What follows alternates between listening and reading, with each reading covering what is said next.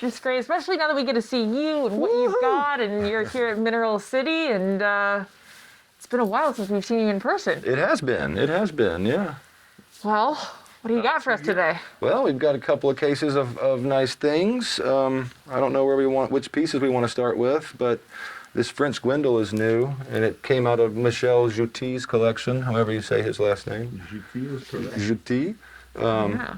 I can pull it out if you want to see it. Yeah, let's take a look at it. It's a very, very thick one.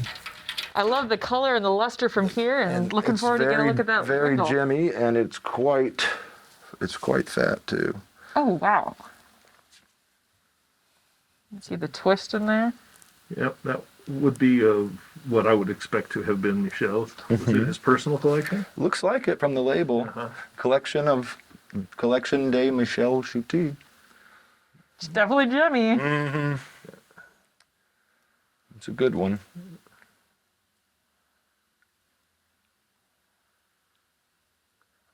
Wow. I love when the smoky color is so good that it's almost like there's like a pink undertone to it. Like a champagne kind of. Yeah. Yeah. I love a good Gwendol. Let me see that one. I do too. When they're really good, they're really hard to beat. Sure. And it's French also, you know. I mean, so many of them are Swiss, so it's nice to see a really good French one. It has a je ne sais quoi. Mm-hmm. But they come from the French part of Switzerland too. Right. It's all a question which side of the mountain they came down. Right. Or where someone drew the border. And there's an Italian side too, correct? There is. Yeah. Yep. Well, that's gorgeous. Thank you. I'll get it back in that vase. It's kind of tough. It's always easier if the person who knows how that works goes. Well, I'm not even certain how it works. There it goes. All right. I don't know what we want Oh, to do. you also have this Elmwood piece with those really nice yellow corners on it. I really love when those specimens get that. Yeah, that's a really, really exceptional one. There's a little restoration on the corners on that, but not a ton. And I don't particularly want to pull it out because it's very heavy, but I will if you want. Oh, no. The sphalerite means It's well, that's heavy. definitely arm day. So let's see what's on the other. What? That little scepter there from That's Little a good Falls, one. New York. Yeah. It's really pretty. And And it has a little calcite on the side of it too, which is interesting. Oh, yeah. It's down here. yeah.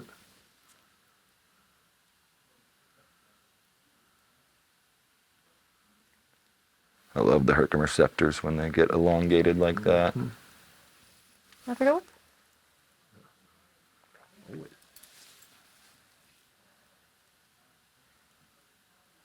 Very cute.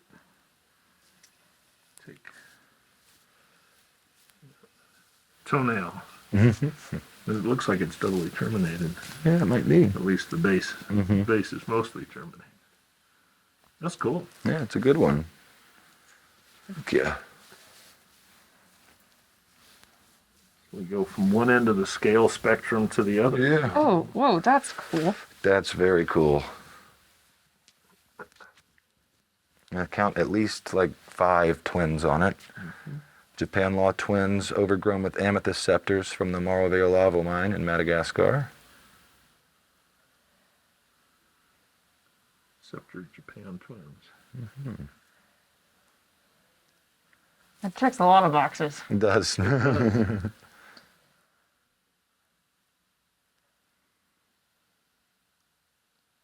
And most of the crystals on there, are, even the ones that are intergrown with other crystals, are likely twinned. If you can't see the twin plane, it's almost certainly a twin. It just grew into another crystal. Yeah, I only see one equant crystal on the whole piece.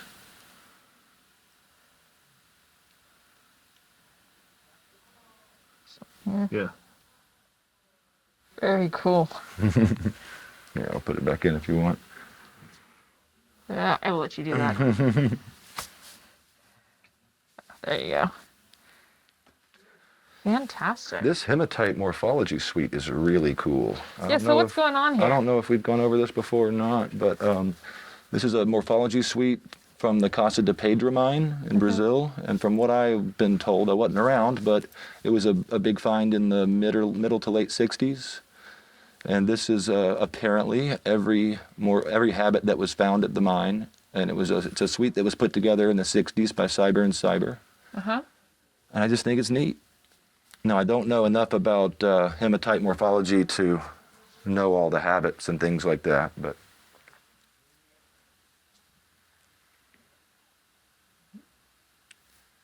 Well, Kirby and his brother's name? Kirby and Eddie. Kirby and Eddie definitely spent a lot of time down there. yeah. I love this pseudo-cubic one a lot. Yeah, this is cool. That's really nice how it sits like that. But just to have the whole suite together like Right. that, I love it. that's real sweet. And of course, the big Fujian fluorite at the bottom, Jiayang, Yeah. fluorite mountain. I love the flow in this matrix. Mm-hmm. It's like kind of silica boxwork stuff a lot of the times.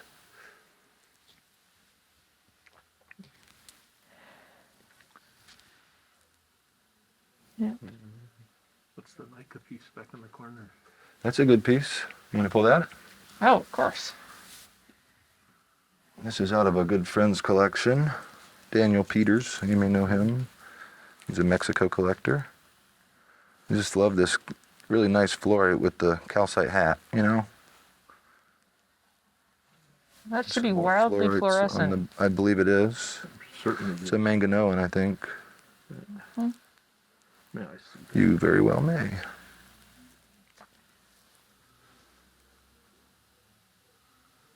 That classic octahedron built up with cube octahedra. I love the color that came out of Nika. I mean, it's just, What a locality. oh yeah. Obviously, we are super unbiased regarding our love for Nika. A little partial. It's going back into production. Is it? Yeah. That's cool. Yep, after 5 years of too much water. I heard they're going back into Milpias. Is that a rumor or is that true? It's being evaluated, Okay. but it's a very expensive proposition. I'm to sure. come on. And copper has come off about 10% from the high, so that takes just a little of the wind out of the sails. Yeah, I would imagine. That is a cute fat jack. I dug that. Really? Mm-hmm. Were you out visiting with the Don and Don? This was or- before Don and Don had it, when Rodney King was Rodney King. Rodney Moore. I'm thinking Crown King. When Rodney Moore had it, he invited me out there for a few days. We brought a machine up there and tore it up for a little while. It was a I lot love of the fun. little phantoms in the top there. The real mine amethyst is pretty good for that locality, a little different. I like it. On the white quartz. There we go. That late stage smoky on the edge there. Oh, there's this cute little guy. I mean, this year's theme is Appetite Supergroup Minerals. It's nice to see some oddballs out there. It's like somebody had fun with a glue gun. Yeah, we call that the pipe smoker. He's got a little aquamarine pipe, feldspar smoke, a little columbite or tantalite hat. I'm not certain which one it is. I'd have to look at the label. And there's something included in the aquas too. Is there? I hadn't noticed that. Yeah, down at the bottom.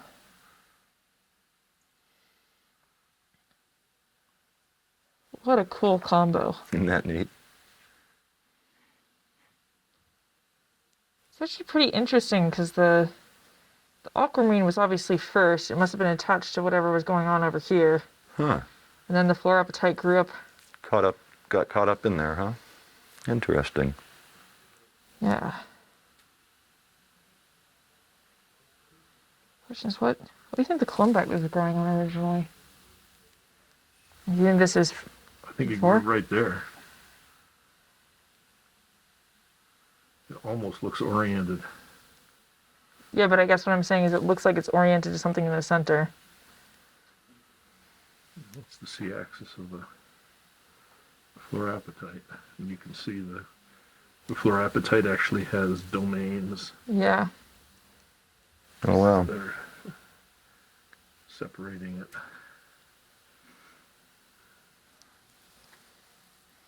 Good color over on this side. The calcite kind of framing everything. What do you think? I like it. It's I love those things. I do too. I must have 20 of them.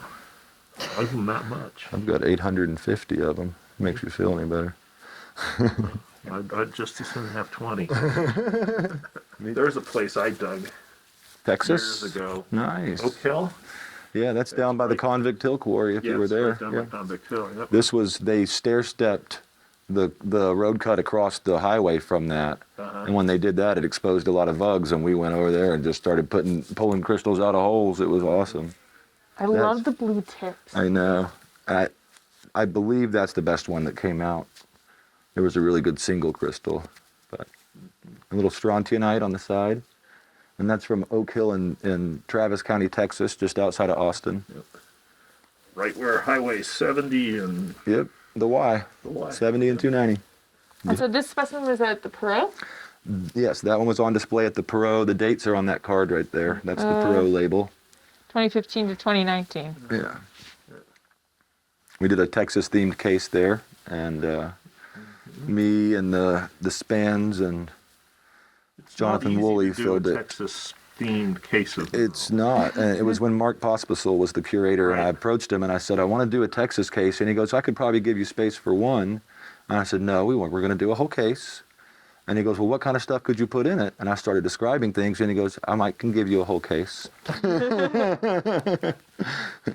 More from a highway road work. Yeah, that's some road work. And this is from a drill core? Yeah, these were mined, I don't know how far back, but definitely 50s, 60s they were doing it. And the oil companies in Texas were plugging holes just here and there to see what was down there, I think. And this was oftentimes the cap rock. And they would give these away to higher ups in the company and things like that. And I would guess that the way they were mined makes them some of the most expensively mined mineral specimens ever to come out of the ground. It's a really big drill core. No. That's small for an oil rig. Yeah. Oh, I guess it's oil rig. I'm thinking So of. basically, they're going in with a tricone and they're doing spot core Got it. inside the tube inside the rods for the big drill. That makes more So sense. this Yeah. is the kind of thing that accumulated at the top of the salt domes. Mm-hmm. And because with the reduction of everything going on, oxidation of everything going on, you wind up with a bunch of native sulfur. Cool. Yeah, I love the phantoms in here, the zoning that you Yeah. can see. From what I understand, it's the second best one that came out that I've seen, at least. And a lot of them, so many of them, are just black until you get a strong light behind them. And this has no backlight; it's only front lit here. Yeah.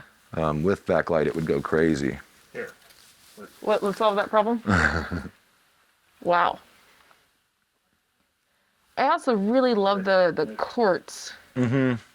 They really contrast nicely with the fluorite. especially with it's the almost transparent tips, and just at the edge there, it sort of mirrors what's going on with the faces on the Right. on the octahedrons. Some large octahedrons. Colors on them in there too. The color concentrated on the edges of the octahedra. Mm-hmm. It really is a full rainbow too.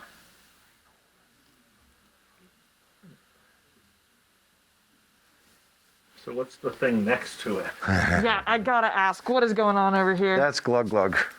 Okay, where's that name come from? What's going on? You sat around too late one night in the room and came up with All right, we'll show you. So it's a fluorite on quartz. Let me pop over here, I guess.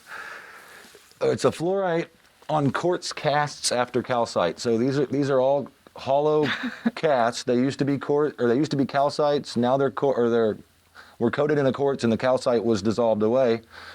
Focus here. This is why we call it glug glug. Glug glug glug glug glug glug glug glug glug. huge in Hydra. So I don't know if you want it here, but to show the other inclusions, I'm going to have to get it up higher.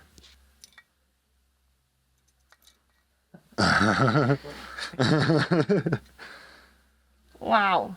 And on top of that, you got these pretty, like, preferentially deposited fluorites on just the top, plus then you have this A rim of secondary growth of a different habit, and even a third generation with a different habit. that is such a cool piece. And then if you look, I don't know if you'll be able to get this on video, but if you look down into the cast, it's all on crystallized quartz, even under the casts. Wow. It's pretty cool. Glug, glug, glug, glug, glug, glug, glug.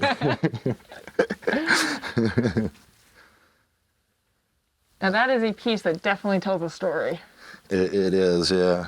I really love it. That's great. Wow. I've never seen anything quite like that.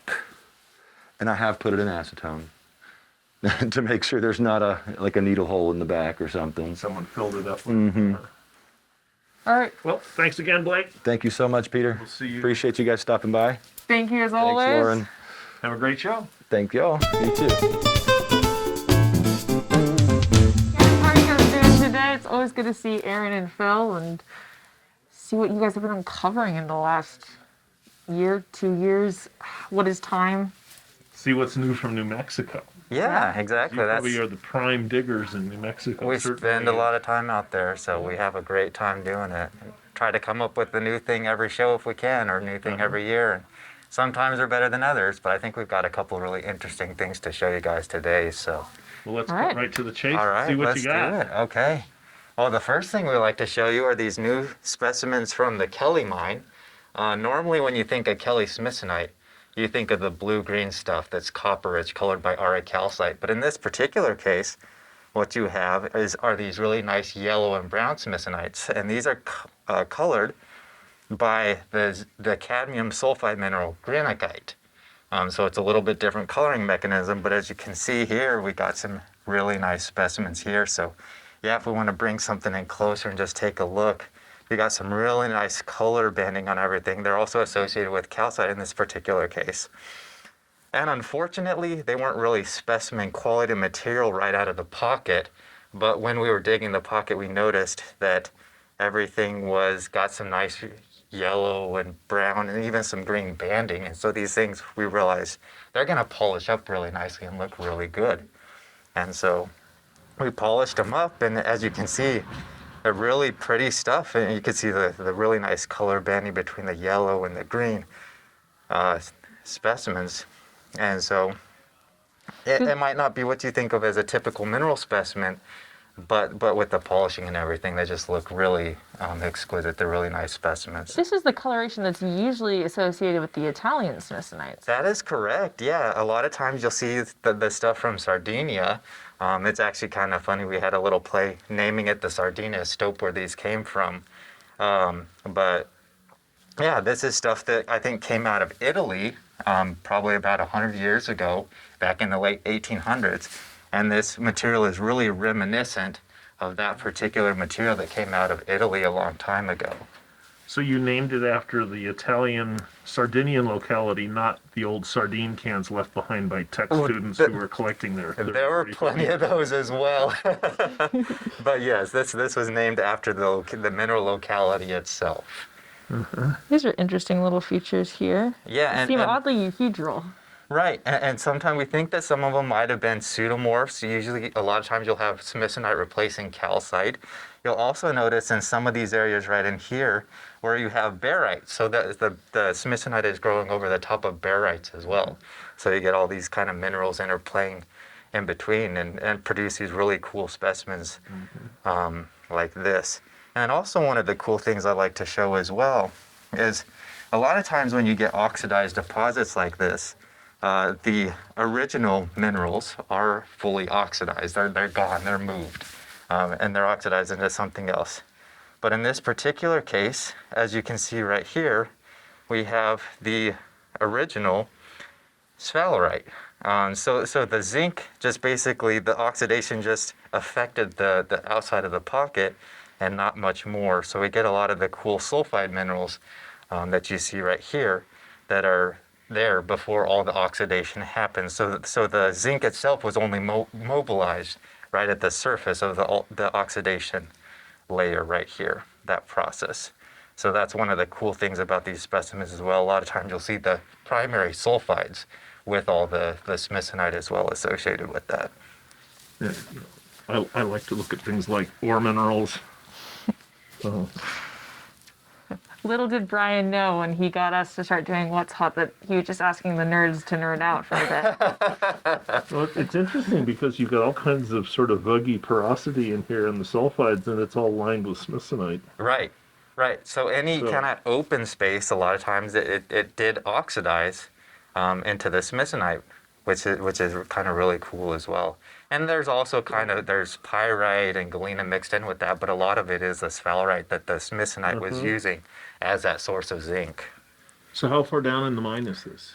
It's a ways down in the mine. Yeah, it's Because there's very similar stuff to this at Santa Eulalia in the East Camp in the San Antonio Okay. mine, where the zinc was flushed out from the upper parts, and when it got to the water table, the paleo water table, that's where it had the calcite to react with. That's where it had sulfides to grow over. sure. So Sure. in that particular case, which may be different from what you're talking about here, the zinc was actually transported from above Okay. and then precipitated at At the water level. right where the chemistry was such that Right. the sulfides were no longer soluble and the oxides were stable. We're precipitating out, right? And I think this was a little bit different because this was right next to a fault, and I think that you had the alteration, oxidation. Yeah. The meteoric waters were coming down through the fault, percolating through the fault, and that's what was oxidizing all this stuff. But you didn't have full oxidation or mobilization like you would have in a place like Santa Eulalia. Cool. Cool stuff. Yeah, absolutely. The kind of thing that tells a story and also pretty fantastic looking. It's really cool looking. Like I said, the specimen material itself wasn't very good, but once we started seeing the banding and everything, it's like, we could do something with this. This is really cool material. Especially like something like this where you get that calcite, so you get a little bit of sparkle to go along with Right, it. absolutely. And the eyeballs.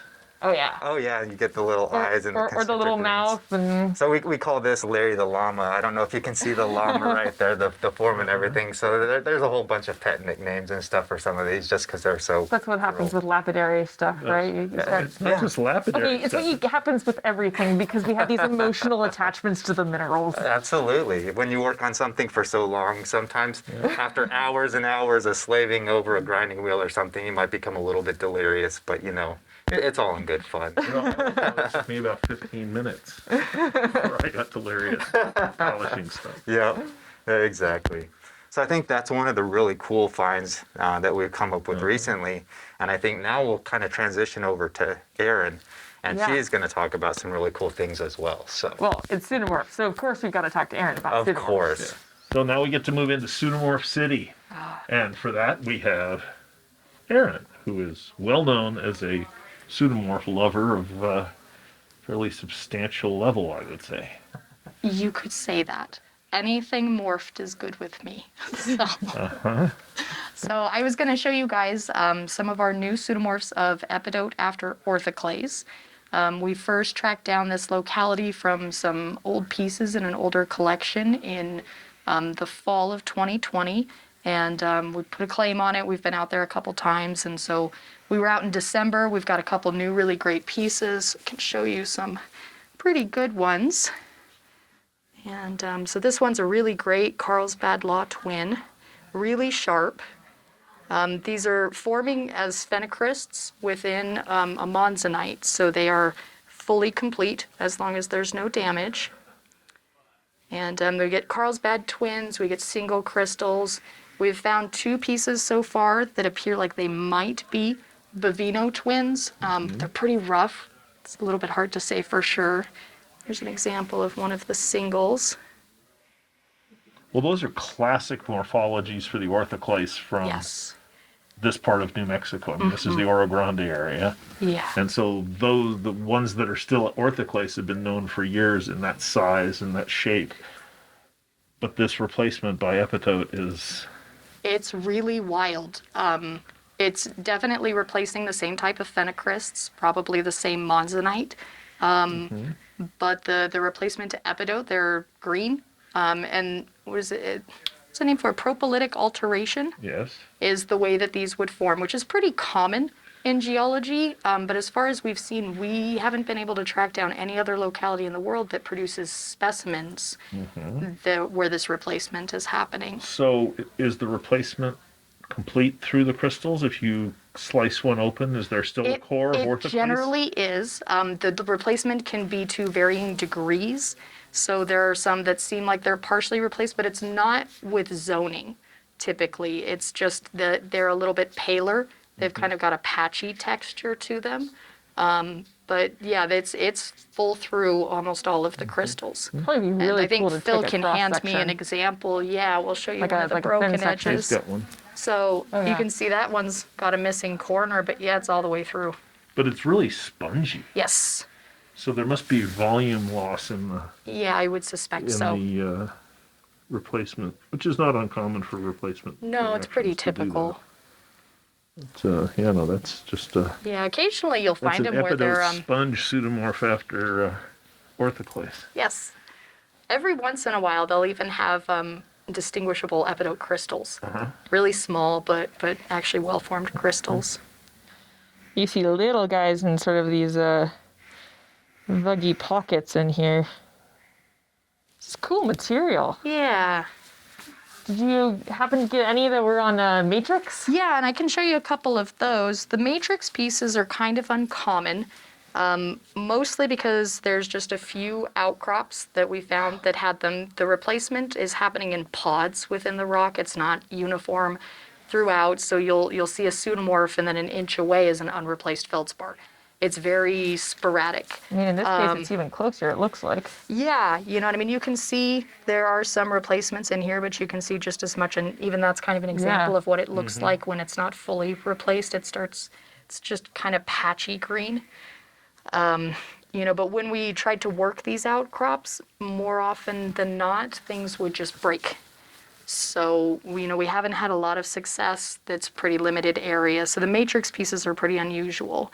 But they're very fun when you get them. Any hope for sort of pre-stabilizing the matrix before you start to mine them? Maybe. I mean, I don't know that we've thought too far about that at this point. It's something that we can certainly look into as we go forward.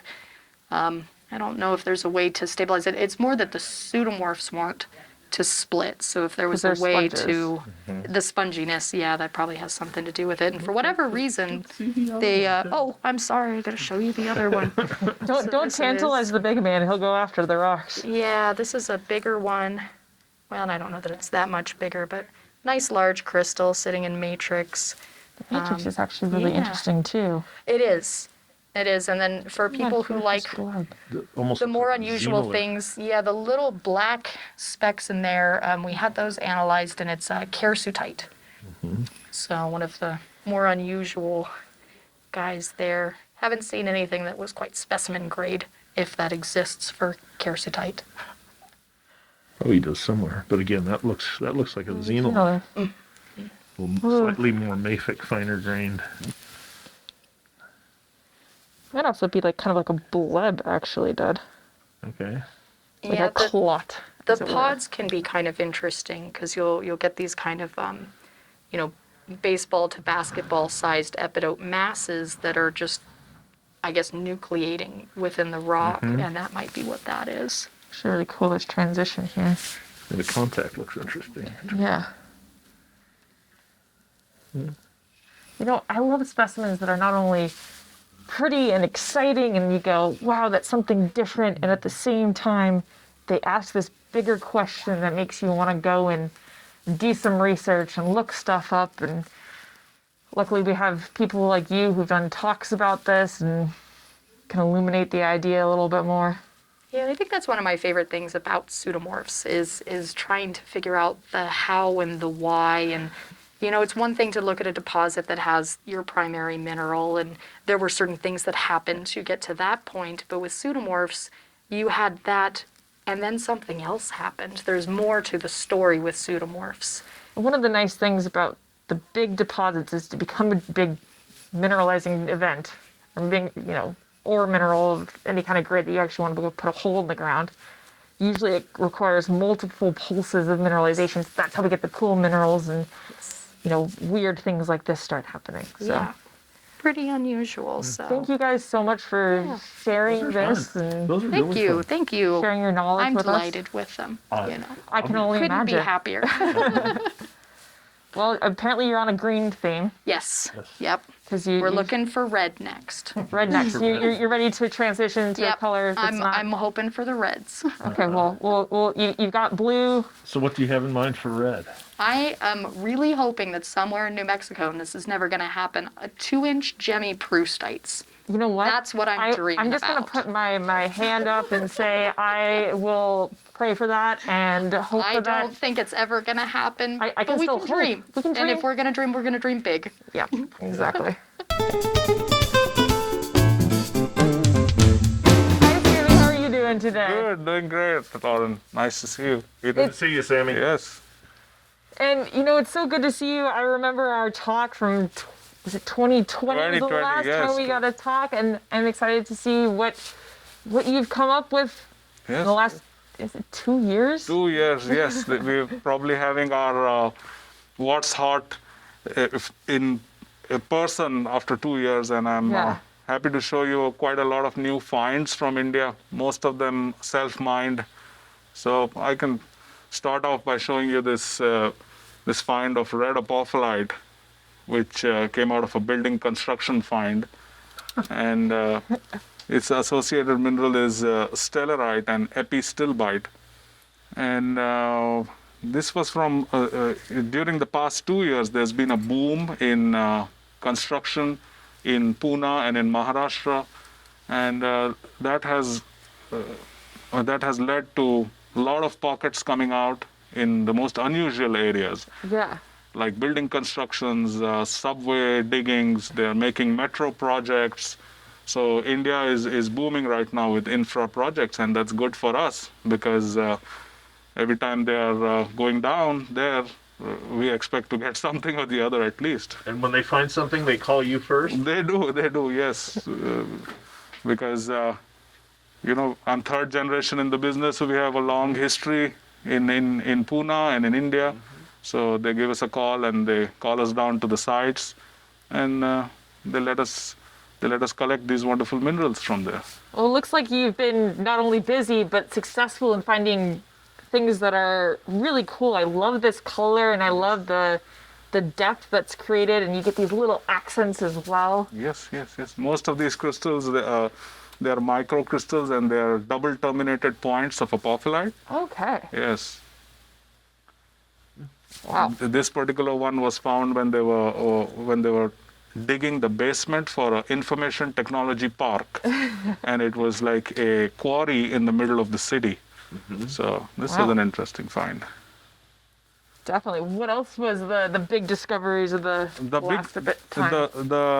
The next big discovery that I had is I had pockets of mesolites and natrolites that came out when they were expanding the highway very close to Pashan. So as everybody knows, Pashan is a place which produced the famous Pune green apophylites, which my dad mined from the 70s to the early 90s. And this area is full of minerals, and they were expanding some highways there, and they were doing a rock cutting, which led to several cavities. I mean, we were working almost every alternate day. We were working on a cavity in that area. Wow. Yeah, And how big were the cavities? they ranged from a foot by foot to a couple of feet wide and deep as well, and the quality of the material also varied in them. Some had seepages, so the material was not all that great, and some were crystal clear and pristine. So it was a good, fun time. Yeah. You have some of those to show us? Yes, I do, definitely. Right here, if you would follow me. Oh, wow. Allow me a moment to bring it out.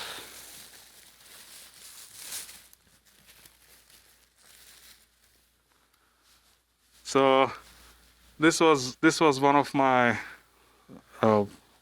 better finds that year, and this is a sweet floater, almost a floater of natrolite on green apophyllite, heulandite, and stilbite. I love how translucent the colors are and the way that it catches the sparkle and Yes, yes. And the balls are complete. And it was fun getting it out. yeah, I bet. Fun and luckily you have so much experience with extracting these things so that you're able to get, this whole specimen out Yes. intact. And you still have your fingers. Fingers, and it has its crystals. Well, those look like the kind of crystals that could definitely get stuck in your fingers. Yes, yes, yes. That's gorgeous. Wow. Yeah. Thank you. So this was an interesting specimen. It was the only one in the cavity. Really? And what you see here is a perfect ball of mesolite, and it's sitting on a heulandite matrix with some cubic apophyllite on the side. And what are the little red polka dots? That's heulandite on heulandite. Okay. So what you're seeing there is an exposed section of what is underneath, and that's natural. I love the texture that's created by the heulandite, and it really pops and makes that mesolite, Right. And look like this little creature that's hanging out. yes, and we kept a lot of matrix on this specimen, just how we found it, because that's one thing that that people like to hold and handle these specimens, and Yeah. it deters them a lot of times when there's not enough matrix on there, and Yeah. they're scared to even touch mesolites and other minerals from the scolecite family. Next up, Lauren, I'd like to show you a new find of quartz this is from South India. These are really cool phantoms. Yes. And what part of India are these from? They're from Andhra Pradesh.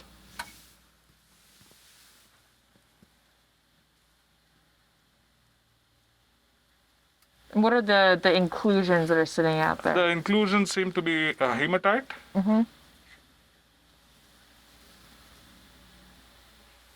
It's a single sharp phantom. Yeah. The phantoms are so clear, and I love how they're all in that lower section, so they give this really interesting optical illusion. It's interesting how there's the continuous band of the hematite that made all of those phantoms more or less at the same time, and then the quartz grew on top and then regrew. Wild. It's interesting that some of the crystals appear to be slightly flattened as well. Yes. No Japan law twins in the pocket. We haven't come across those yet. You start seeing flattened crystals. Yes. Maybe that's coming. Right. And the green apophyllite that you see next to it is also a product of building construction finds in Pune. So Pune is famous for green apophyllite, and we had a good production of green apophyllite in the past 2 years, and specimens that are nice, and the terminations are typical Pune locality type with several crystals adding and making a termination, as you can see here. Yeah. I always love this color. It's so great and almost like a fresh vibe. Right. And these are included with seladonite, or They are, yes. It's apophyllite included with seladonite. I like this specimen from the back more because it shows the fan. I was Nice pieces. looking through some of the boxes that you had, and one of the best parts about coming to this room is you can see these little gem specimens, and Yes. you have some that are more the boxy style with the seladonite that's a little bit deeper and they're clear. And because you guys do such a comprehensive exploration and collecting in the area, you really see all these different forms, and Yes. it's really cool. Yes, it is. Next up, Lauren, I'd like to show you another new find for this year, which is at the show. We have had Himalayan quartz for a few years now, but particularly in the past few months, they hit a extremely large pocket of chloride included material that we have brought to the show. And these are large cathedrals They were mined at about 14,000 feet above sea Wow. level in the Indian Himalayas. Yeah. A lot of people confuse this material with the more famous material from Nepal, which is from Ganesh Himal, but this is from the Indian Himalayas. Wow. And they're so clear and gemmy, and it's hard not to be attracted to these specimens. And I overheard you saying there's anatase on some of them? Yes, there's most of the specimens have anatase crystals, Oh, yeah. and a lot of them have golden rutile inclusions as well in those pieces. Let me show you some nice clusters from this Yeah. pocket. Oh, please. So here we have the small and medium cabinet size pieces that were produced from this pocket. Look at this specimen with the one that's like almost entirely clear, and the one where because of the lighting, you see this different aspect, and you get that green gold color in it. Yes. That's a cool piece. Look at the phantom in that one. Or even the series of floating phantoms in here that are just pale, light enough. Look at the window down in this one.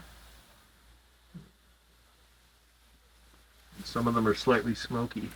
They are, yes, and they have nice phantoms and Oh, and the rutile.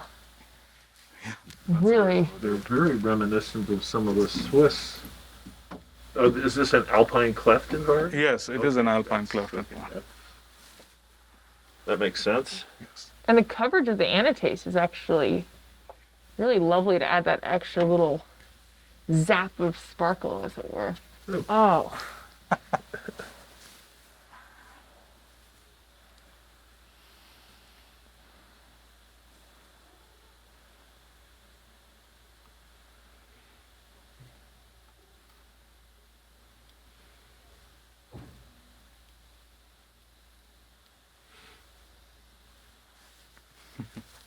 That's a lovely piece. Yeah, It really is.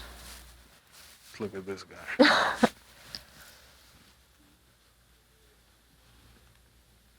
With the anatase and that big, almost bunny ear effect. yeah,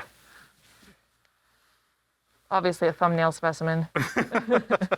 and the thing is that the miners, they have to carry this material down, and Just it's gonna ask. almost a 3 to 4 day hike depending on the weather to get down from there. Wow. And in the lower altitudes, they could do with pack mules in the past, but here the gradient is Too steep. too steep even for the pack mules to get there. Wow. And are they packing these out in backpacks that are, Yeah, I mean, they must be weighing hundreds of pounds Right. because it doesn't make any sense to bring. like this specimen here, this is about 80 kilos in weight. That's about 160 pounds roughly. And 4 to 6 people had to make a stretcher and carry this down. Wow. And we are in a sensitive area there, so we cannot use choppers or anything like that. That's awesome. Look at this right in here, Dad. Aligned anatase? I don't know. Kind of looks like it. Looks like parallel growth of something. Either anatase or hematite.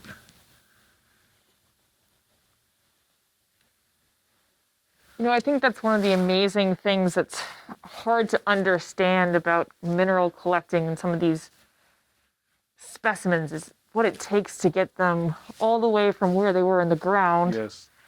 to here in Tucson. And we're so lucky to have them here and Yeah. be able to see all these specimens in one location. But some of them have definitely gone, getting them here is a little bit more difficult than others. Let me show you a very nice specimen here. Oh, Can you help me, please? आजा. नहीं वो चालू मुंह पे लगा. Okay. Flossie is going to help me a little bit get this out. Plastic. Oh. wow. That is gorgeous. With the anatase back, you get that It's a sparkle. complete with fan, coming through. yes. It's almost like a flower. or a throne even. You got the little spot to sit here, and you got the Yeah. big throne back. Wow.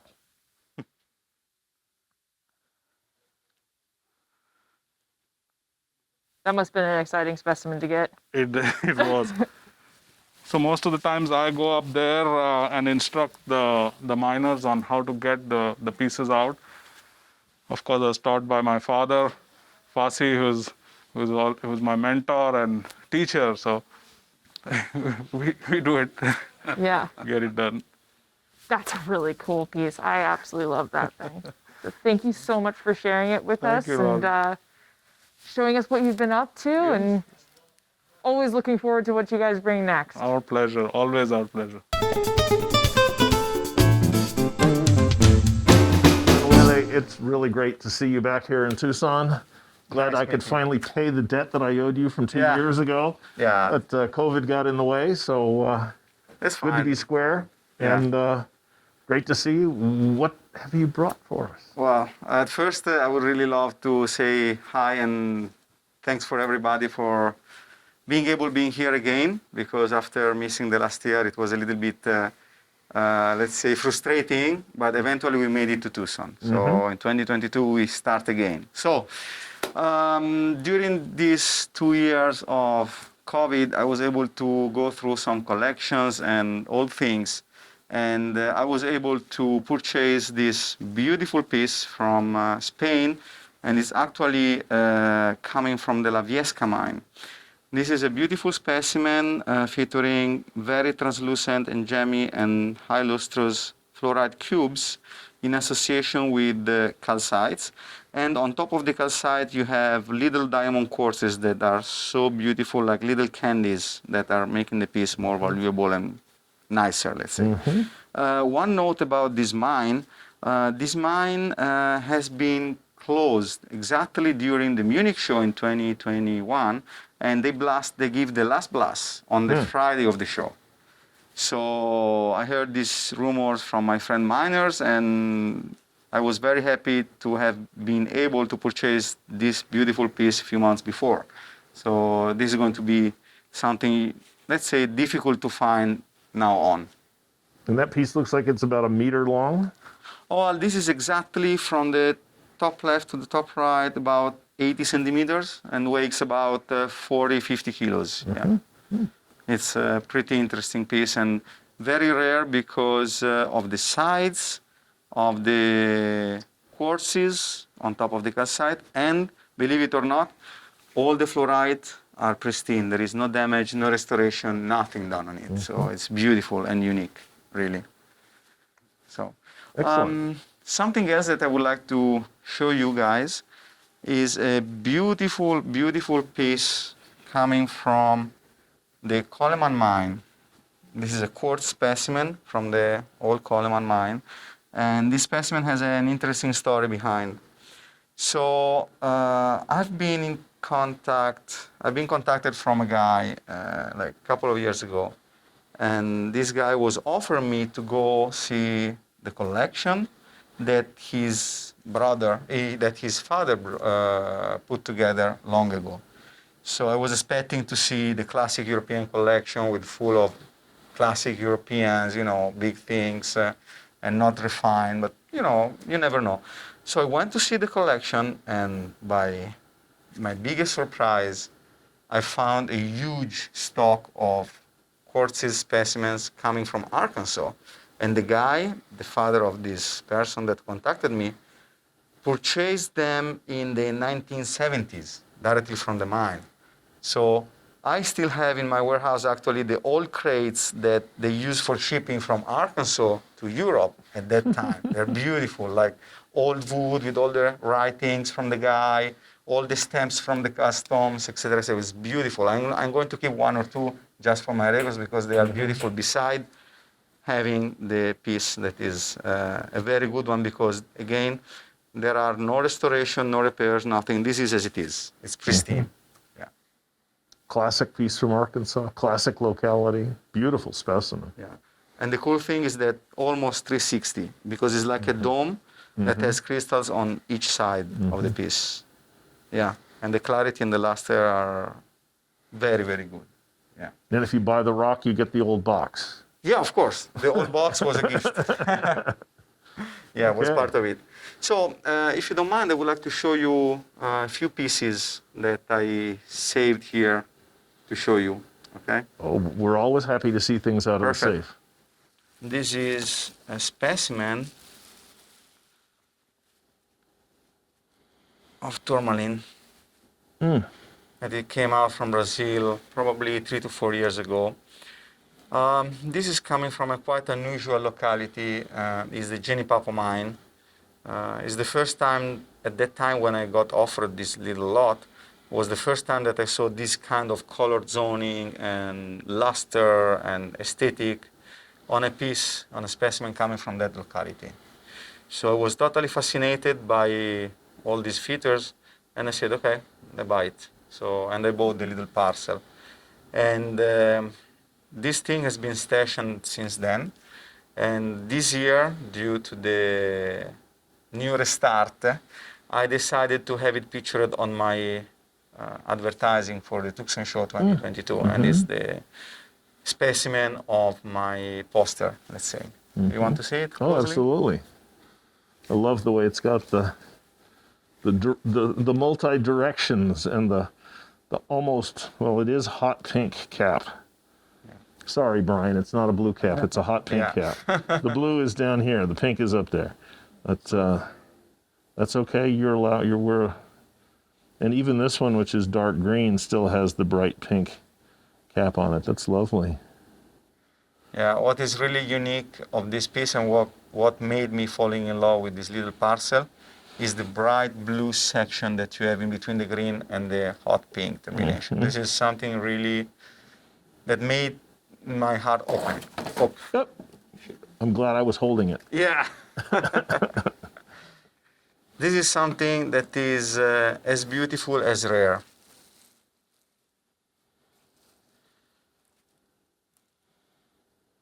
This is again from Brazil, and this is a beautiful Euclase crystal. It's very impressive for the size. And the shape, the crystallography, the geometry, everything is the best. This is coming from the Shia mine near São José da Safira, and so far what I've been told, this was part of a find of several years ago, and this material has been stashed since like 1 year ago. And so then I got offered a small part of the pocket, and there was this beauty in the parcel. So I got totally fascinated by this. Of course, it's white. We all would have preferred to have it blue, green, or hot pink, whatever, but it is what it is. It's a beautiful crystal It's a anyway. spectacular crystal. Lovely luster here on the back and very exceptionally well developed striations. And little, I'm assuming those are tourmaline needles Yep. trapped in Yeah, it? exactly. Yep, that's classic Euclase. Really pretty piece. Yeah, congratulations. Thank you so much. It's a bigger box, And a smaller rock. smaller rock, yeah, of course. Like little thumbnail. All right, so Oh,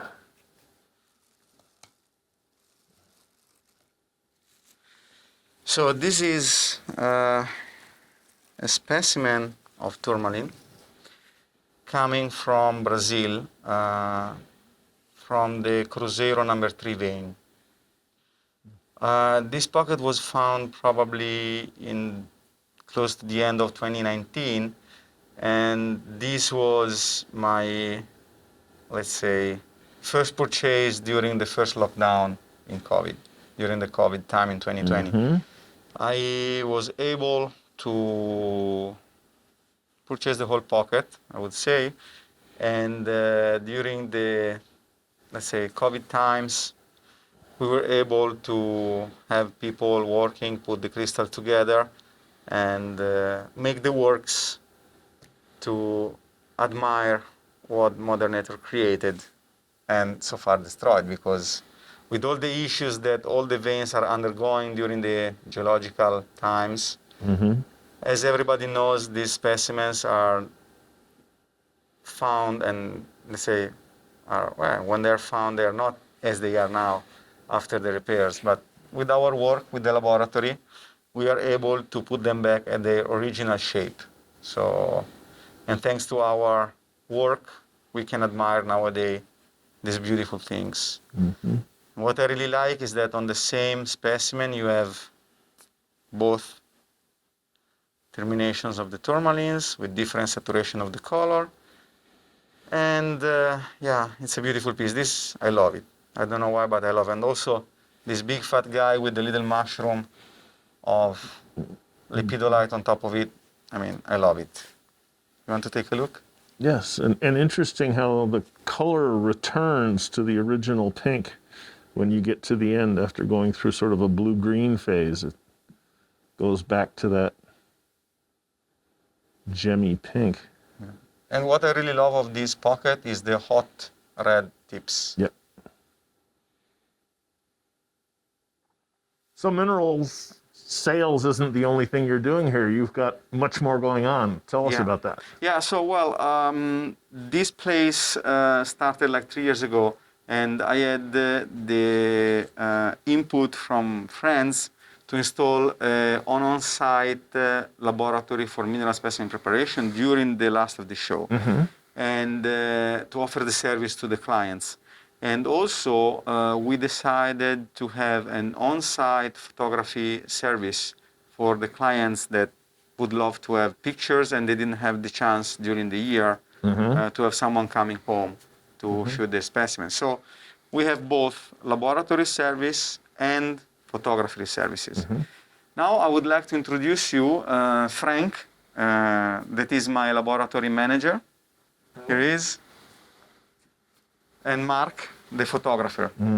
I guess that everybody knows Mark. Maybe Frank is not really, because he's a new member of our family since a few months.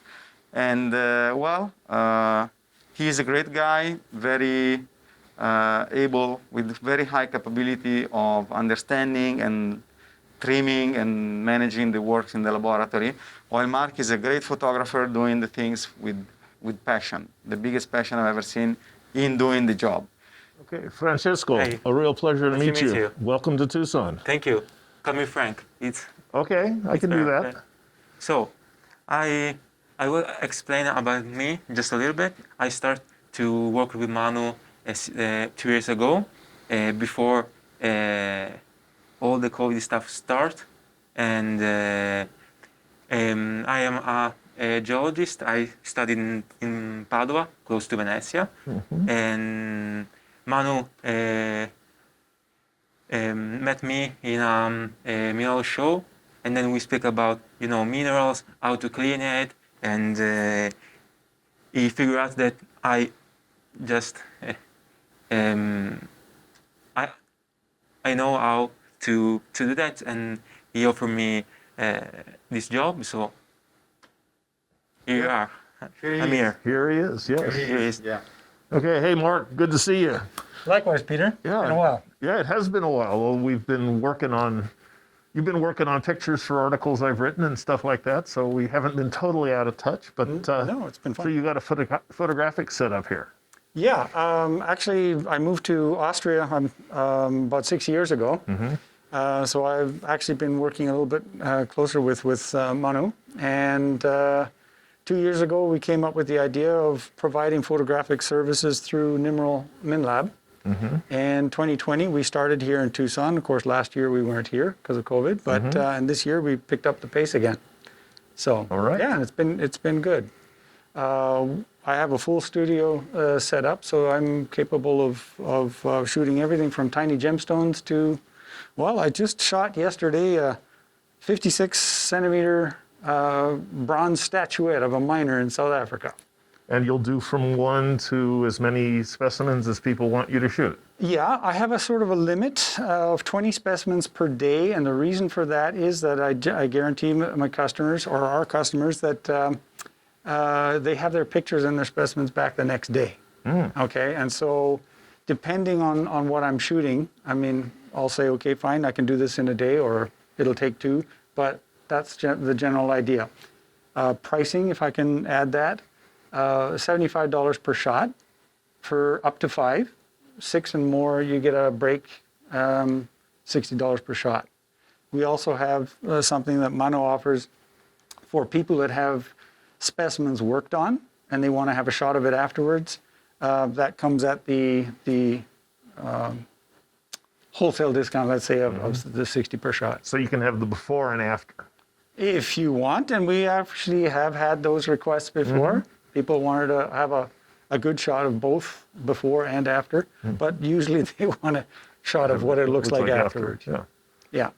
So enjoy the show, and we see you hopefully soon without no more restrictions, hopefully. All right? Let's hope so. Thank you, guys. Thank you. Most welcome. Bye-bye, guys. Hello, Andres. How are you today? Hey, Lauren. Good, and you? Andres, gusto verte. Un gusto. Especially in this room that's got so many good Mexican. It's great.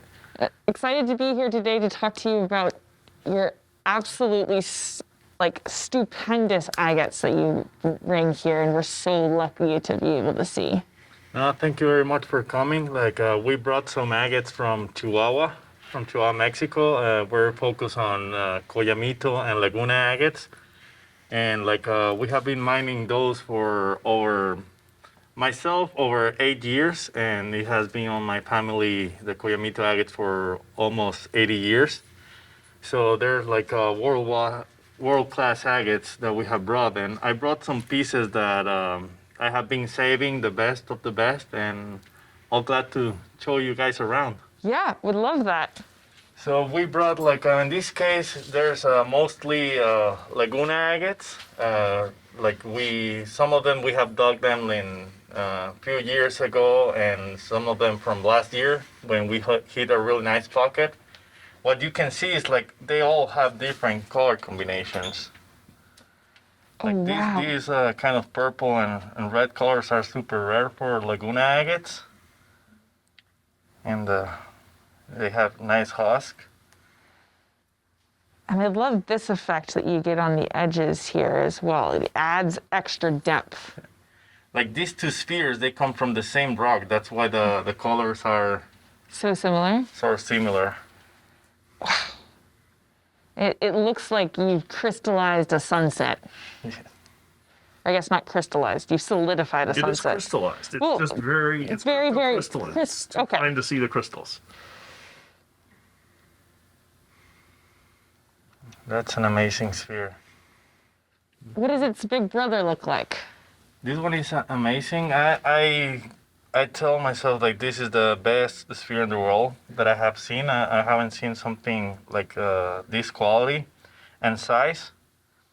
And the color combinations are crazy. It has some nice circles in here. A bit of the pink and orange colors, and yellows. This is really eye-catchy too. Even if you're not a collector, this is a really unique piece to look. That looks like the hot spring at Yellowstone. Yeah, it's got that perfect zoning and that red. I mean, the red is just such a true, deep, almost a fire engine carmine red. No, they're all so different. It's what a problem with the agate collectors is that they never finish collecting because they're all different. So they. Just like mineral picks. That's only a problem for the collector, not for the guy who digs them. Yeah. It looks like Coyamito, but it's actually a Laguna. It's Laguna. Yeah, it's from the same deposit as this one that it produces a little bit of purple and yellow. But the purples from Coyamitos are super strong. I'll show you. So I love the these freckling little here. fingers, or these are aragonite pseudomorphs here? I don't know if they're Or just aragonite tubes within them. tubes. I think Yeah. they're tubes. I love how transparent it is. Well, that's a big feature for It's a big agate collectors, is the depth that you can see into the agate. That transparency is. Yeah, it's really it's really apparent over here in this side, and especially down here in the almost freckling style here in this white and pink area. These are stalactites that we caught, but you can see that it's all quartz on the outside and beautiful agate here. That And white what's- is just, Until So this, brilliant. this was aragonite too. yeah, you can inside. see the hexagonal shape originally. These are some of my favorites too. Look at this. This one has some super odd color combination that I have never seen. This is the only one with this color combination. And I love the sparkle that you get from that pocket there in the center. And then some crystals in here, some calcite. Or, That looks like calcite. yeah. Calcite on quartz. I love how this stage between the red and this paler purple as it transitions in, you really see the depth there and the way that it sort of fades into each other. That's a classic Coyamito agate. These ones, I mined them 2 years ago on a new deposit that we found. We call it Las Morenitas. And the best purples that I have seen on Coyamito. We just produced a few pieces, and I decided to keep some for myself and finally bring them here to exhibit. I love the transition from the yellow to the red. No, it really it's gives us this really interesting. tasty. Like in here, like how the red turns to yellow as well. This one is really crazy as well. This one is a Laguna, but how it changed the red to yellow, it's really, really crazy. It's a small piece, but truly unique.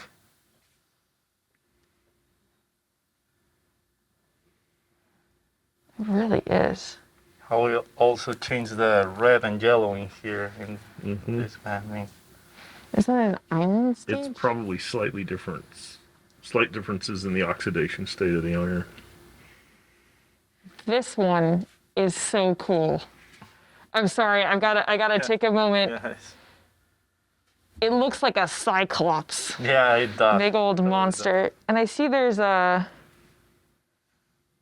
light can shine through from the bottom somewhere. You can see it deep down in there, but there's a section that's thinner. Yes. But between that coloring and those, That's a crazy agate. and is this Laguna? That's a Laguna as well.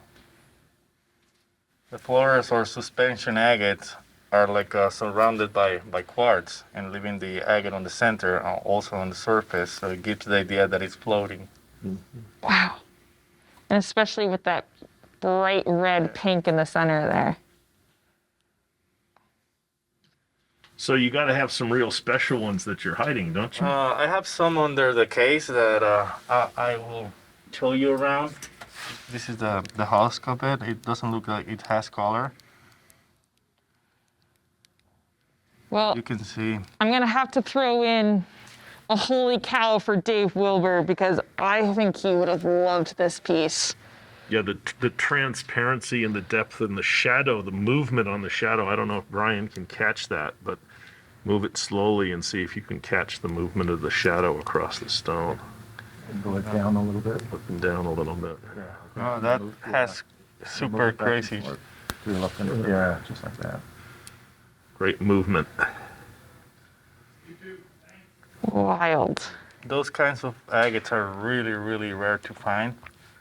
And with insane shadow like that, it's like I have just seen a handful of those. I had another one that it was like probably 1 inch in here in the show that it went to a collector's, and this one has super insane shadow. This is another Laguna from the recent finds. This has like purple as well, which it's getting usual on that find, but we just found not as much pounds that we wanted to, but the agates are really unique. And with the red center, it's amazing. You can see here's the where they feel the color inside the. It started. I call it like the belly button. There's actually a little movement on this thing too up in here. It has shadow.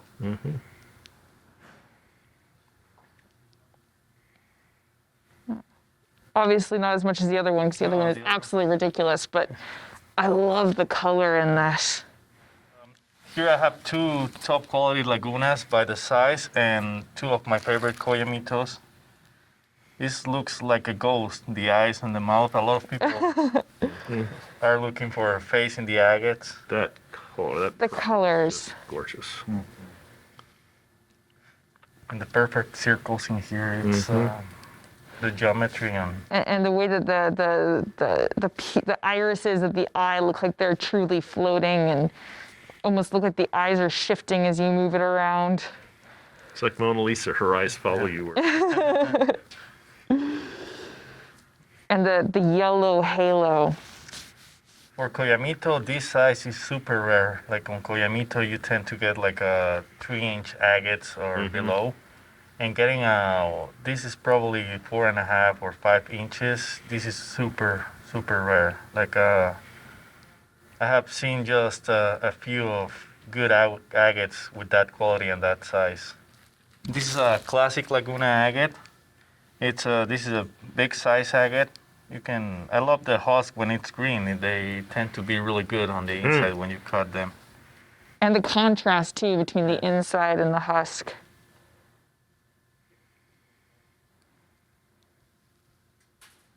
These are classic Laguna colors, and it has really beautiful banding and a lot of details on the banding, Yeah, this little red ribboning in here. like chromatography.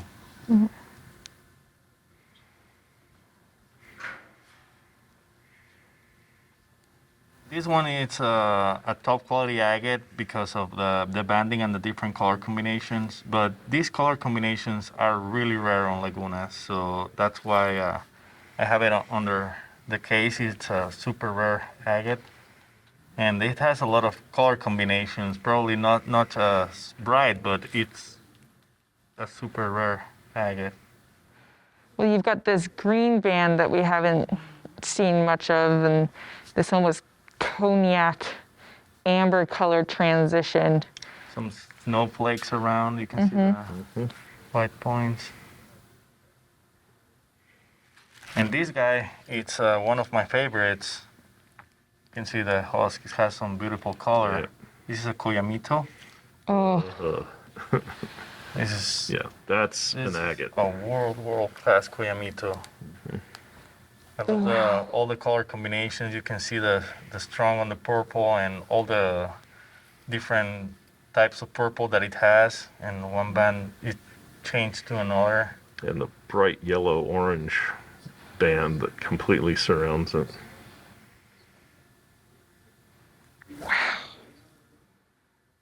can I give another holy cow for Dave Wilbur for this one? Holy cow! Oh, My turn. My turn.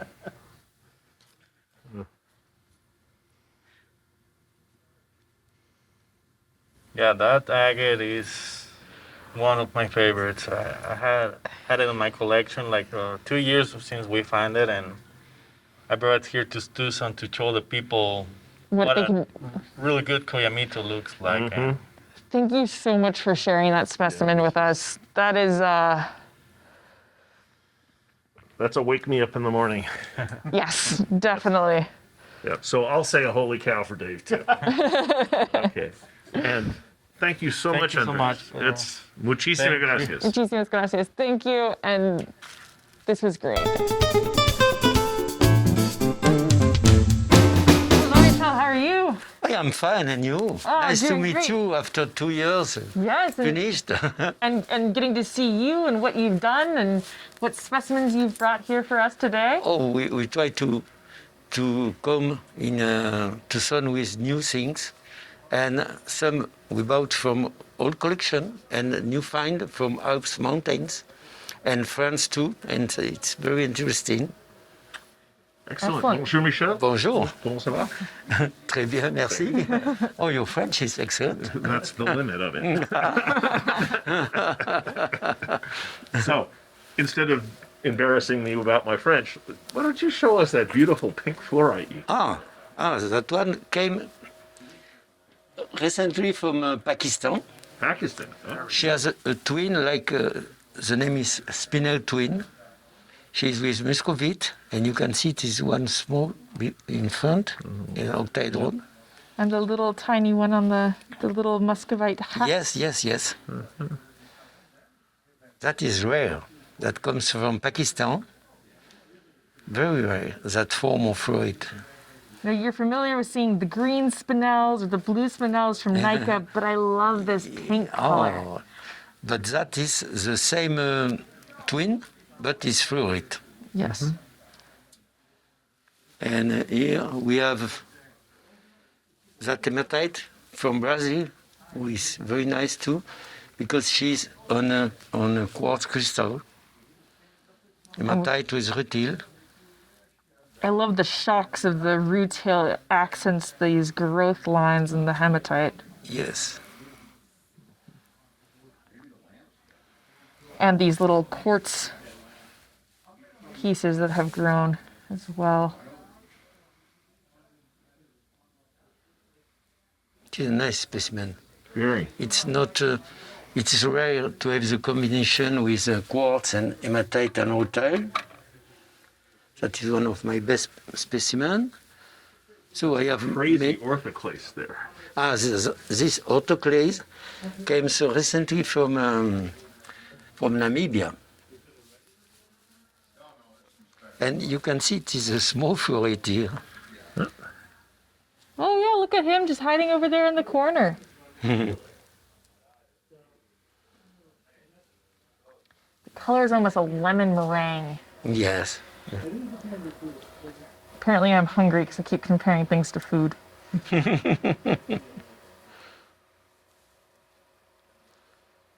The crystals are perfect. The autoclase is.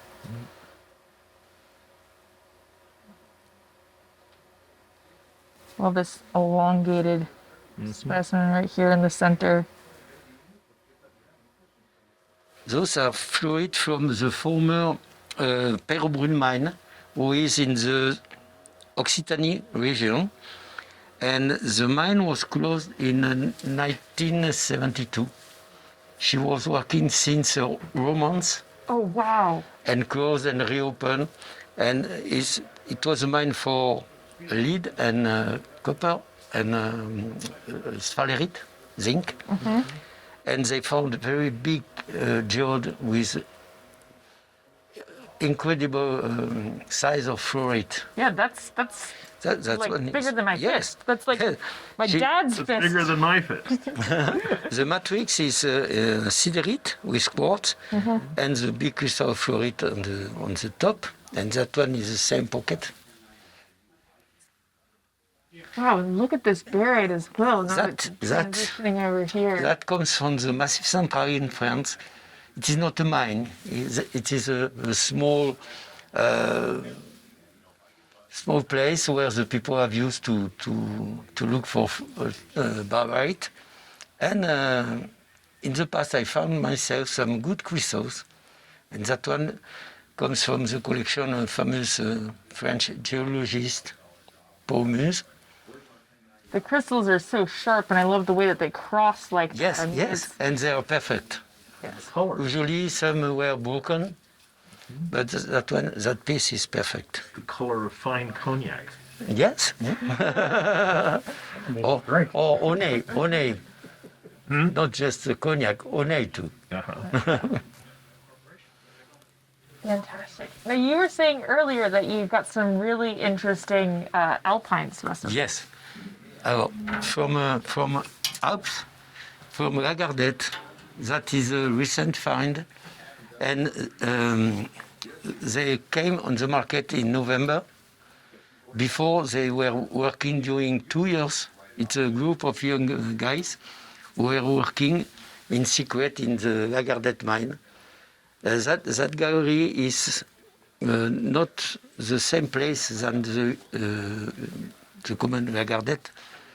It is level, one other level, and they found very nice and shining crystals of quartz with chalcopyrite. That is unusual. And you can see that small one is a pseudomorph of chalcopyrite in azurite.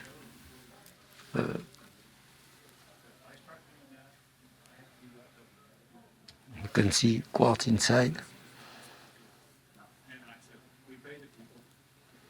That is a cool little piece. So how many of these pseudomorphs did they get? Oh, I don't know. That is, it is not from the same pocket. Right. In that pocket, they are just a fresh, sorry. excuse me, chalcopyrite. Right. And here you can see how the chalcopyrite grows. You Yep. can see one crystal and after one other. And it is perfect. The crystal is unbroken. I love the way that the chalcopyrite is perched over here on the. Yes, that one on the Yeah. top of the quartz is. Oh, sorry. And they found a very nice specimen, and they gave to the Museum of Beauvoisin the best piece, and Chamonix too. So after they sell the rest of the discovery, and I was very happy to have some pieces. They're lovely. Yes. Brilliant, brilliant. You can see it is very shining, and the combination with chalcopyrite is very rare. Yeah, I don't think I'd seen them in, the crystals this brilliant Yes. with the contrast with the metallic. It's Sometimes they were bigger with the color of champagne or cognac, but here is more shining and yeah, so you get that better contrast. yes. Well, fantastic stuff. Thank you so much for sharing. You're with welcome every time, you know. Us. Yeah, of course. And hope to see you in the main show now. Of course. there. Looking forward to it. Show.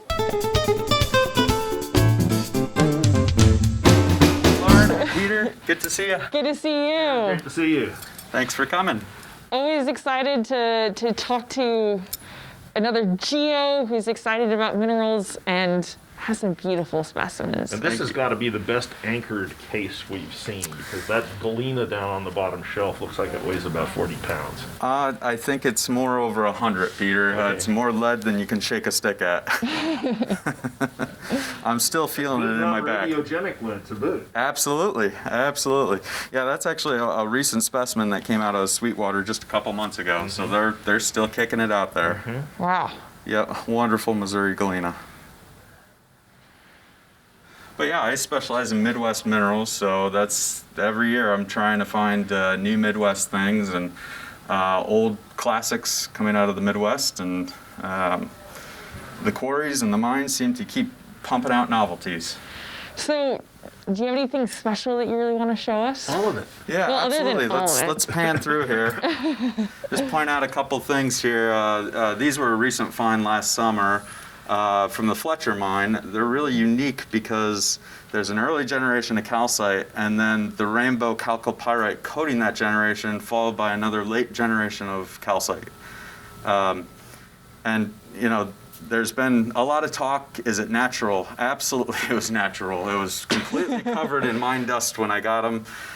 Some people used to dip the chalcopyrites. These are all undipped. You can tell when they're dipped when they're really, really peacocked. That's what the miners call them down there. You dip them, you change the oxidation state of the iron, and you'll color them. These are undipped chalcopyrites. I just love the combination of that golden calcite accentuating on that earlier stage calcite, or like this one where you can see the growth pattern here that's outlined by the calco, and then the little one sticking in there. Yeah, and similar to Elmwood, the late stage calcite is almost always twinned as well, which is kind of neat. It's interesting that there's so much chalcopyrite paragenetically late. Oh yeah. That seems Yep. counterintuitive. Yeah. Yeah, and if you slice them open, I mean, similar to what you see on the fringe of sedimentary basins, you see a sulfide followed by a calcite and then a sulfide generation. So yeah, it certainly tells a lot about the tectonics of the basin. So what are these, I don't know what you call them, hockey sticks on the top? Yeah. So that's all I have left. I brought about 1,000 of these things to Tucson, and I just got cleaned out within the first couple days. Another novelty from the Linwood mine in Iowa. These are marcasite stalactites, you might refer to them. Were they growing from the ceiling? I highly doubt it. However, I did not see these things in situ in the mine. But what's interesting is they also found big blocky barytes in the same pocket, whereas the barytes typically tend to be prismatic from the Linwood mine. Pretty neat. Everybody loved them. So hopefully I'll get a few more. I'll show you a good one when we go look in the back. Fantastic. And then, of course, Illinois fluorites. You know, being a state geologist in Illinois, I have to bring some fluorite. I've been kind of pushing back on the fluorite since it's been so popular lately, trying to push other interesting things, but you gotta love it. I mean, some of the best fluorite on the planet is from Southern Illinois. How can you not love this color? Absolutely. I mean, I realize that you get to see so many of these, but the color's fantastic. I also love the form on this one. Yep.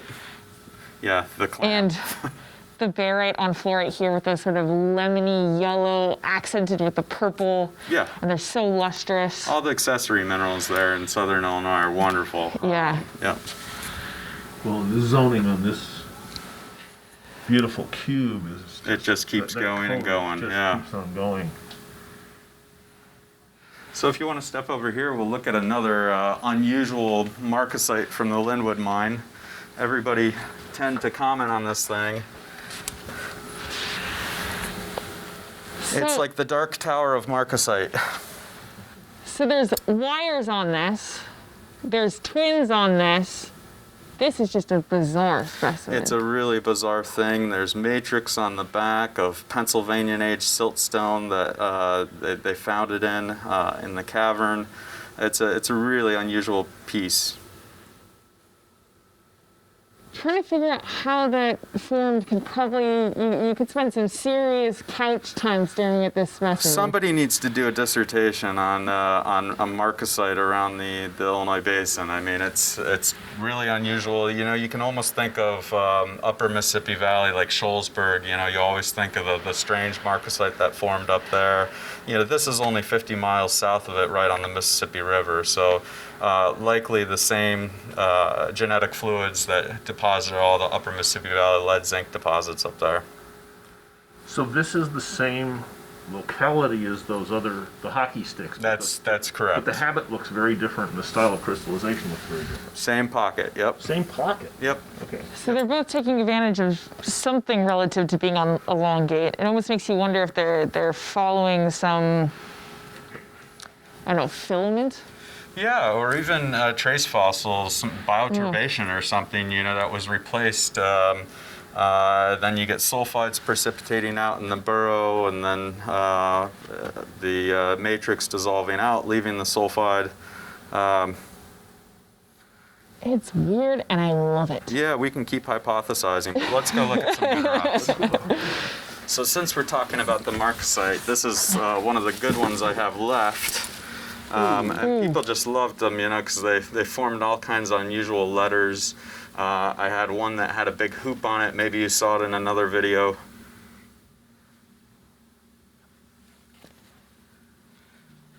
It's That's an the A. On the wand, I mean, you know.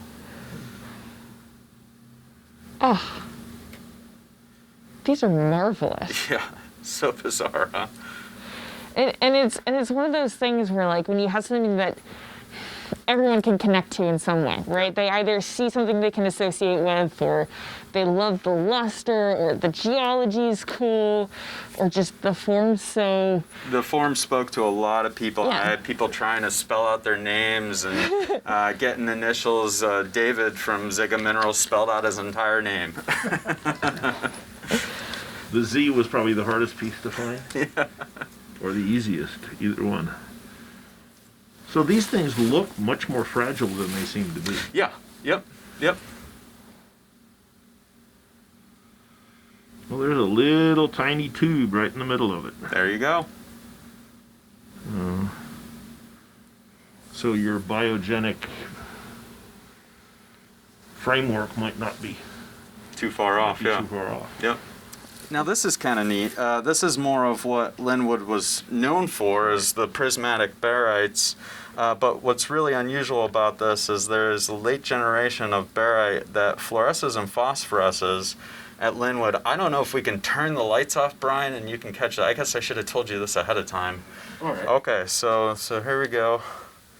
Go ahead and turn it off. Yeah. Fluorescence.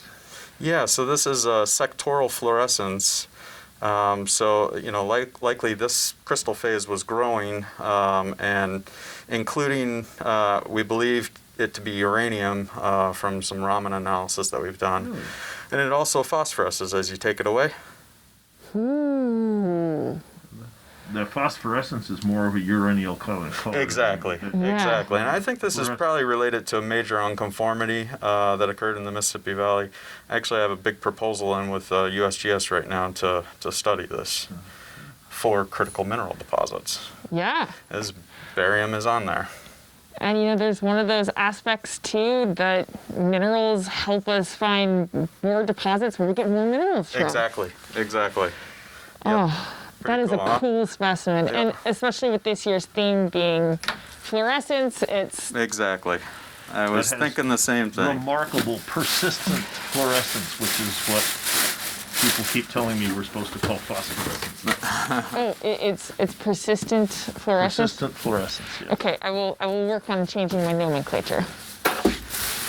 So we also talked about the rainbow find from Fletcher briefly, and there was some really wonderful pieces that came out of that pocket. The color. Unfortunately, when they opened the pocket, it collapsed on them before they could even get in there. So a lot of the late stage calcites had little cleaves, but it's still, I mean, all about that rainbow chalcopyrite.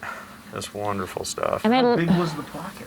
It was a smaller pocket. There were a couple big pieces in there, but yeah, it was very. What do I want to say? It was one specific bed, so it wasn't like a cavern like they So it typically wasn't like find. Brushy Creek. No. Yeah, it seemed like it was in one specific facies. and it almost looks like there's another stage of calcite on here that looks different from this, but Yes. that's related to the phantoms that we see in here. Exactly. So it's this here is the same stage as the phantoms in this, then you get the golden calcite. Yep. Good Really observation. interesting that the golden calcite is preferential to where there's not the calco. Yeah. Well, you know, I mean, it's looking for the easy nucleation site, right? Yeah. Yep. And then, of course, you know, again, pushing the Illinois fluorite, there's some, you know, here's just a wonderful glassy toadstool from Minerva Mine. Likely was protected by hydrocarbons that were then stripped off at one point in time and left that glassy face of fluorite that we see over the early generation of yellow. I love just that bright purple that you see that's framing the edges. And these are special things. Oh yeah, yep. That's why they're in the back room. Exactly. American classic for sure. So again, you have the early yellow and then the blues coming over. I mean, just a wonderful plate. Great yellow. People love the fluorite. I don't blame them. I mean, how do you not love color like this? I guess if you're a total freak for sulfides, maybe you're like, too much color, burns my eyes. I like those too. There's sulfides in there. Yeah, exactly. Oh yeah. A little bit of something for everyone. Chalcopyrite dusting, yep. And last, since I've been hanging out in Missouri, these are kind of myths in the collecting world. This is Seen one of from those for a while. this is an old Joplin piece from Missouri, just a wonderful fishtail twin. I know of about 6 in existence. I'm sure there's more out there, but when they found the pocket, it was rumored that the miners loved the pink color and they would split them in half and then cleave them into paperweights and other little trinkets. What does that do under UV? Good question. Yeah. Not much. Not much. So the pink isn't manganese, probably. Probably not. I love this generation in here of the following along. Can't tell if that's Pirate or Calca. But that is such a cool piece. It's a wonderful thing, yeah.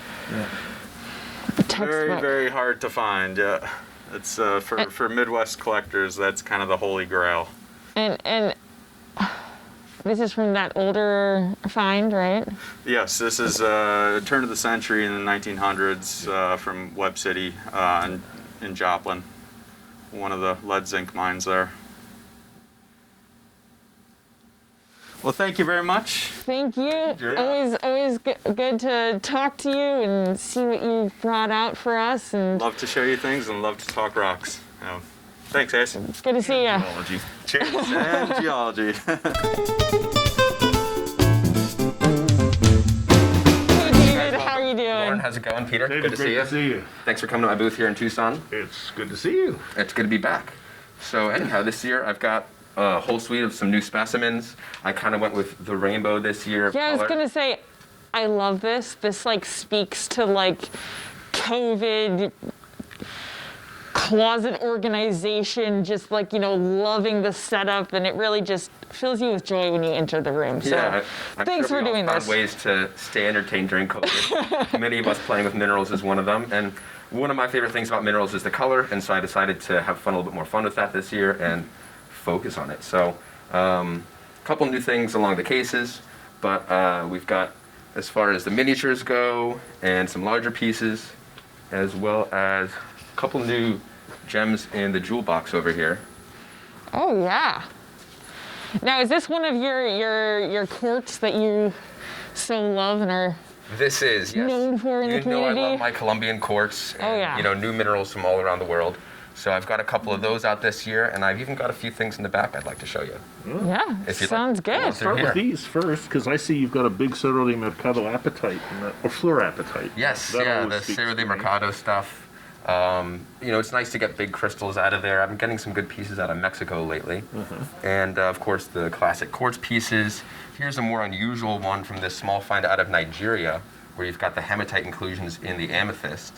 And I'm actually working on an article on ferruginous quartz right now with Carl Francis, the former curator of Harvard and the current curator at the Maine Mineral Museum. And so we'll be highlighting some pieces of ferruginous quartz and some things that are often misidentified as ferruginous quartz. So it should be a fun article to disseminate that. So for the viewers, what is ferruginous quartz? So in short, ferruginous quartz is iron-bearing quartz, and it's usually with really, really fine-grained crystals so that the whole crystal is just red. And it's, involves inclusions, and, you can get orange quartz and yellow quartz too with goethite, but we're kind of focusing on the red side of things with this article. So the hematite side of things. Exactly. Beautiful. Okay. If you guys like, I'll show you a couple new things in the back. Oh, of course. Sure. So this piece is one of the great big mango quartz as far as the larger pieces that came from the find. And I just got that back from being trimmed and based, had it positioned up, and to me it looks like a big sunflower. I just love how it's all concentrated in one area and that it's sort of this separate zone, and the way that it sits there almost like there's a little bit of a defying gravity feel to it, especially with that almost like silk style, like I don't want to say cobweb, like Charlotte's Web of the finer grain quartz. Yeah, there. you get all the needle quartz, and what I love is that there's that big orange sunflower and then the white matrix, so it gives a little bit of contrast and a good aesthetic for a large piece like that. Yeah. We've got a couple really nice new selenites out of Nika recently. I actually just left for the show 3 days ago and went down to Mexico to pick them up. So I'll have these here, and I actually got one more cool piece to show you as well. There's a few places that I've been focusing lately. One of them is upstate New York. So I love Herkimers and the Walworth and Penfield fluorites, the nice glassy ones that come out of there. So here's a nice fluorite specimen out of the Walworth quarry that I just got from a couple up in Connecticut that dug there for a number of years. Oh, I'll wow. hand that off to you. So what I think is so special about this for Walworth is that the pocket is all there, essentially. It's almost like a geode, and it's a big pocket. Usually they're much smaller, and so it's rare to get big pockets with crystals all spaced out like that. Nice blue color on the gems. And then you have all of this, they look like little stalactites, but they're actually probably microfossils, or trace fossils, excuse me, from, you know, the life forms that were in these sedimentary rocks years and years ago. I love the color. It's somewhere between a sky blue and a periwinkle. Like there's just that little hint of like the warmer shade of blue, but it's such a bright color, and I hope it shows up on the video. Do you want to take a look at that? Absolutely. I don't think I've ever seen one this good. No, just the way that it's set up with that one like super gemmy clean up at the top, and the way that it pulls your eyes down through to that lower one. And how nice that you're calling it trace fossils instead of what a geologist would know a trace fossil is. Which is a fancy way of saying critter poop. Yes, something like that. Or a critter tunnel. It could be a critter It could be a tunnel or a burrow or something like that. They usually pooped in their burrow, so you get it both ways. And what's fun about this piece to me is it's almost the whole pocket, and it has that look to it. So it reminds me of the moment of discovery, when you break in and you see these beautiful crystals, and then you have to figure out how to get them out. This is one of my favorite pieces that I got on my latest trip to Mexico. It's a cutie. Nica selenite, but when they get clear like this, they're just wonderful. It's like an aquarium effect because you can look right into the matrix. Well, as I'm sure you know, we do have a deep love for Nica Minerals in this family. I do know. I'm actually about 3/4 of the way through an article from In Record on Nica. Ah, excellent. I look forward to reading that. Gypsum is part of the story. You don't say.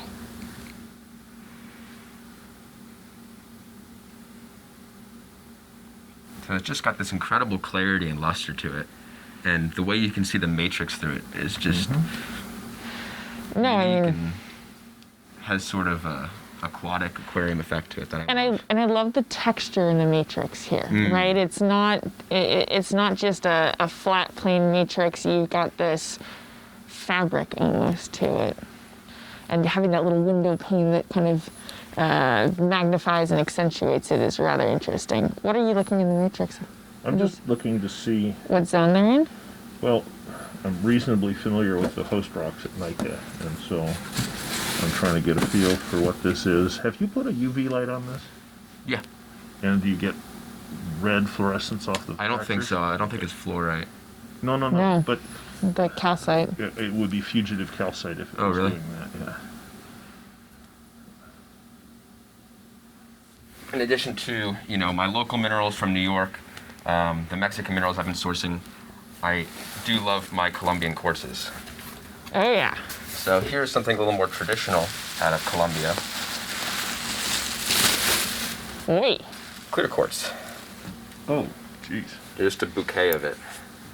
These lovely crystals. I'll hand that off to you to take a look at.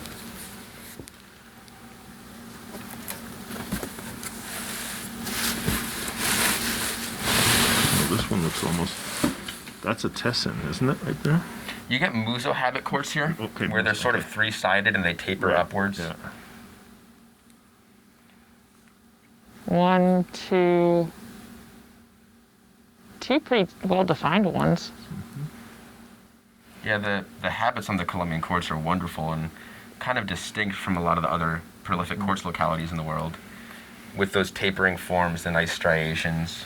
I love how here this face is all aligned on all three of these, so you get Yeah. this flash all together as you. Yeah, so what's cool Turn about around. that is when you have those big faces, it's called a Dauphiné habit. quartz, and so you get that a lot in Colombia, and it's sort of an interesting phenomenon that to study. What type of deposit is this? Doesn't look like you've got a lot of X or M faces on these things. Oh, there's a little tiny one. Little tiny one right there. So these are all vein. Yeah, but well, filling. but let's see. So if the modifying face is on the right-hand side of the principal rhombohedron, that means it is right-handed, morphologically right-handed and structurally left-handed. So for the viewers, So quartz is, the fancy name is enantiomorphous. Quartz has a spiral structure to it, which can be either right or left-handed. And so, but a structurally handed crystal, which you can identify easily by the presence of X or M faces. If it's on the right-hand side, it's a right-hand structural, but that means, morphological, but that the hand of the actual structure of the quartz is the opposite of that.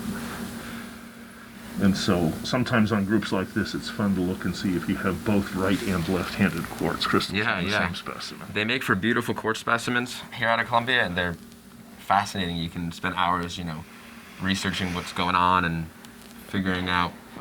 Yeah, when you've got really clear, beautiful morphology like that, not only is it a beautiful specimen, but it's also the kind of specimen where you get to think and learn more about the species, and then you fall even further in love with quartz, and who knows, maybe someone ends up obsessed with Columbia quartz just like you. Yes, yeah, exactly. Or quartz in general, like beautiful objects and curiosities as well. Another thing that I love out of Colombia are the mango quartz, and I really like this one. It's just got this wonderful explosion of crystals. The terminations I haven't seen. Beautiful starburst. Yeah, so sometimes on these crystals, because you have the fibrous inclusions in the tips, as the quartz and the fibers are competing for space, it causes these sort of step growth in the terminations of the quartz crystals. It has a starburst, or it also reminds me a lot of this varietal of cosmo flowers, where they get this really interesting petals towards the edge, and so it really has this exploding bloom-like feature. Yeah, but there's something very explosion-esque about it, or very floral. Very bombastic. Yes. So I love these. This one has such great color and such a good look about it. All the crystals sort of radiating out from that central point. So I was happy to get that one in from Colombia. I can see why. So that's what I've got to show you guys today. Well, that's great. Appreciate you coming Thank through you. and taking a look. Of course, appreciate it, and it's always fun to get to go into the back room of your guys' space and see what you have stashed away. Well, we're happy to have you guys. Hello, Tomek. How are you doing today? Lauren, very good, thank you. I always love getting to chat with you. Granted, I know we sometimes annoy Brian by getting really excited about the geology and the mineralogy, but it looks like you've got some fantastic new minerals coming out. Yeah, this is special production from Poland. My friend from Spirifor crew, Justyna Domańska-Siuda, she's a professor at the Warsaw University Geology Department, doing scientific research on magmatic processes. And for fun, for pleasure, she's doing ceramic. So with cooperation with me, she started a line of this mineral pottery, how we call it. And this is under brand of our museum, which we create in Poland. And all of the profit from the sales of this pottery is going to help to fund the museum.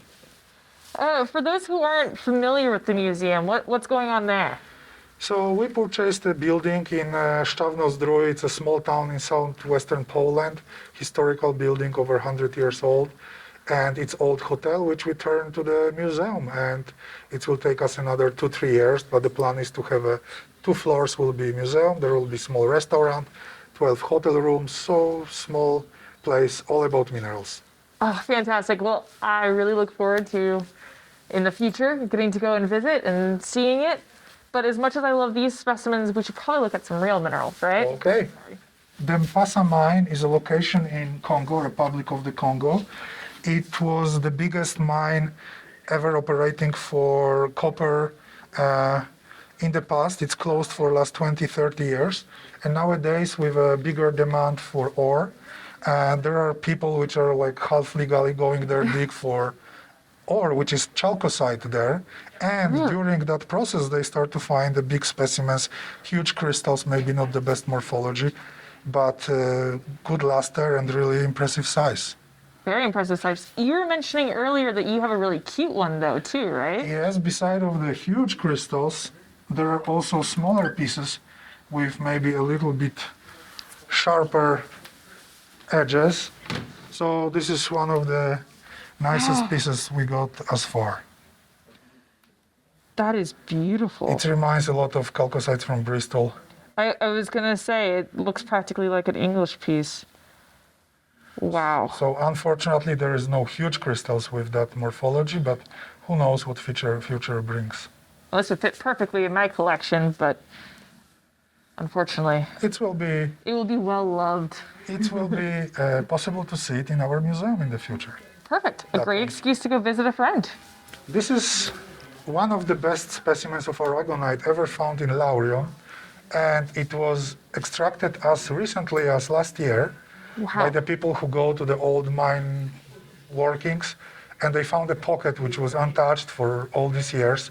Wow. Mining in Laurion there's a few hundred years of history involved, so it's kind of surprising that a big pocket like that was uncollected yet. And they extracted group of specimens, and this is one of the best of them. Well, it's remarkable. I mean, my understanding is Lavrion's been in operation since the time of ancient Greece, essentially. Yes. And to have a specimen like this not only survive to the point where someone can mine it now with more modern techniques and preserve it, but it's also made its way all the way here to Tucson, Arizona. Yeah, that was a kind of stressful moment opening the box, but it survived, it's complete, and it came in one piece. So Morocco started to be a producer of tourmalines for last few years, and that's true. They remine a lot of Elba specimens. Most of them were usually not maybe so big size, and the colors were on paler side. But in 2020, there was a very specific pocket found, which we call candy cane pocket, with beautiful rubellites, deep red pinkish color, associated with white microclines and albite and quartz. And this pocket, I consider myself as the best thus far found in Morocco. It's yielded maybe 100 specimens, and the one which you keep in your hands, it's full floater. Yeah. Complete from all sides, rehealed, the microcline is rehealed, so this is something you would normally not expect from Morocco. Yeah, so the pegmatites, is this in a different area from where we traditionally think about minerals coming out of Morocco? Most of the minerals which are on the market, they are coming from Middle Atlas or Anti-Atlas, so mostly central and southern part of Morocco. And this is very northernmost place. It's very close to Spain, in fact, close to Gibraltar. And what's interesting, there is ophiolite, so extremely poor in silica geology, which is cutted by silica-rich veins. This piece is coming from different pocket, but also from the same area. And these pieces, this type, they really reminds Elba a lot. Yeah. Wow. So we've got interesting story with this pocket. This pocket, when I've seen the first pieces, I was very excited about them. And I made some agreement with the person who was mining them, and I bought these specimens. Due to COVID, I couldn't travel, so everything happened online. And during that, between paying for specimens and receiving them, the group of them disappeared. In some small theft was involved in that. Oh no. And what created the biggest problem is that of the major pieces got missing crystals.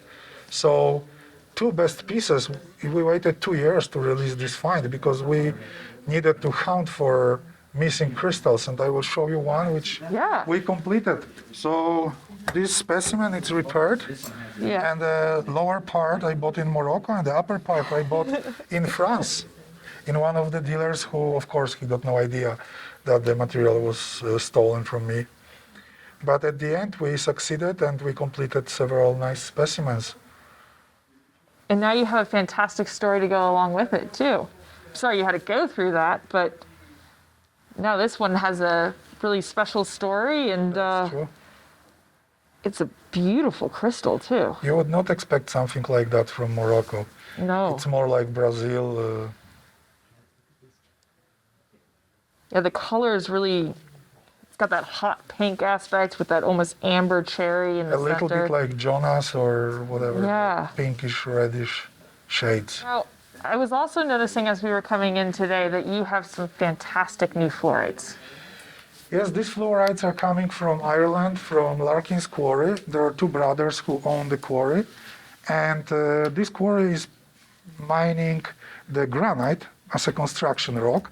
And during the mining, they start to find the veins with fluoride, quartz, sphalerite, and galena.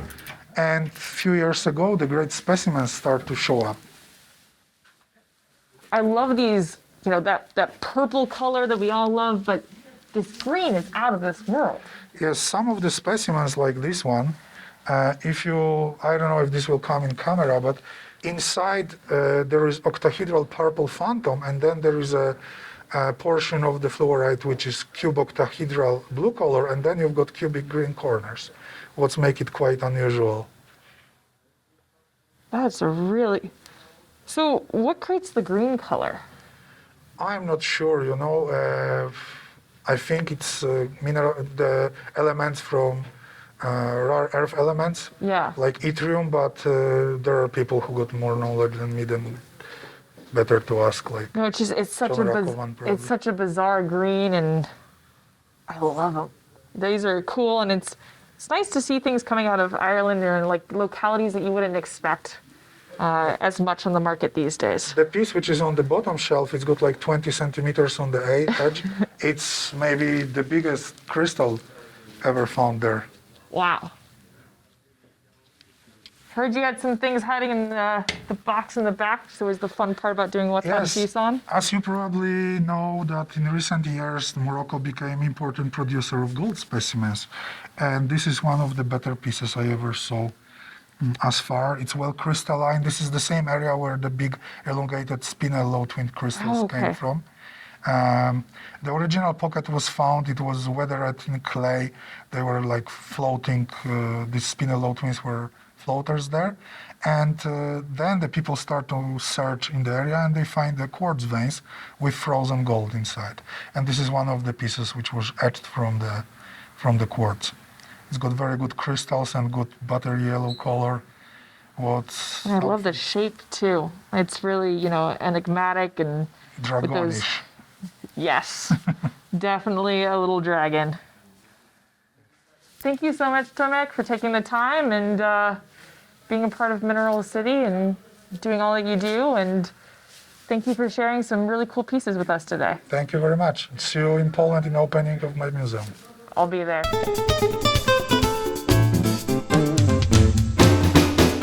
How are you doing today? I'm doing great. Thanks for coming to our room. Peter, welcome. Robert, great to see you. Thank you. Well, always excited to see what Stone Trust has, and you guys tend to have some really beautiful specimens and your eye for aesthetic, and looking forward to it today. Well, I look forward to showing you some things. I just want to welcome the audience out there to Mineral City, and everybody should come out and see all of Mineral City. It's a great location.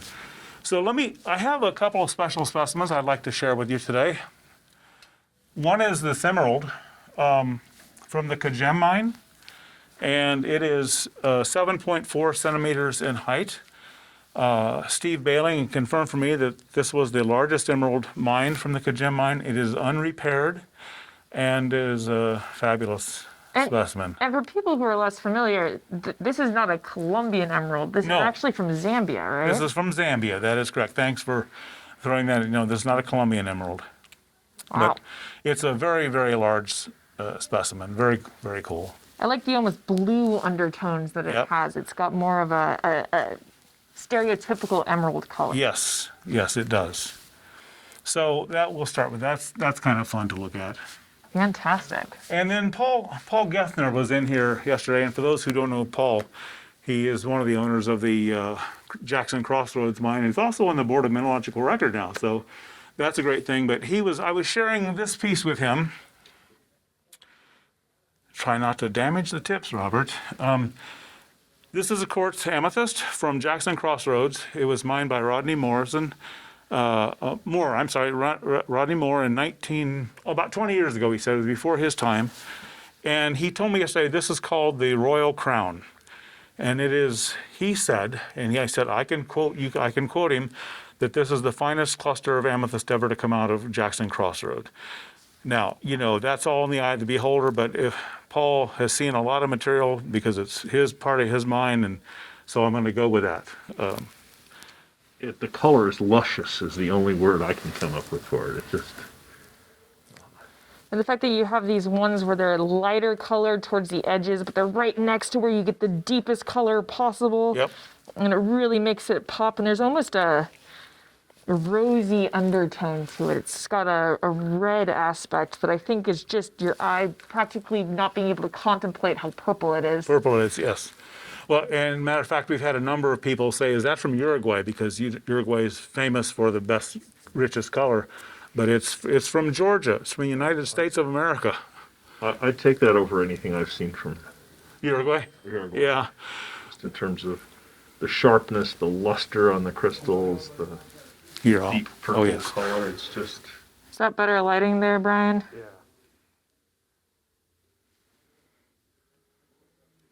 Wow. Thank you.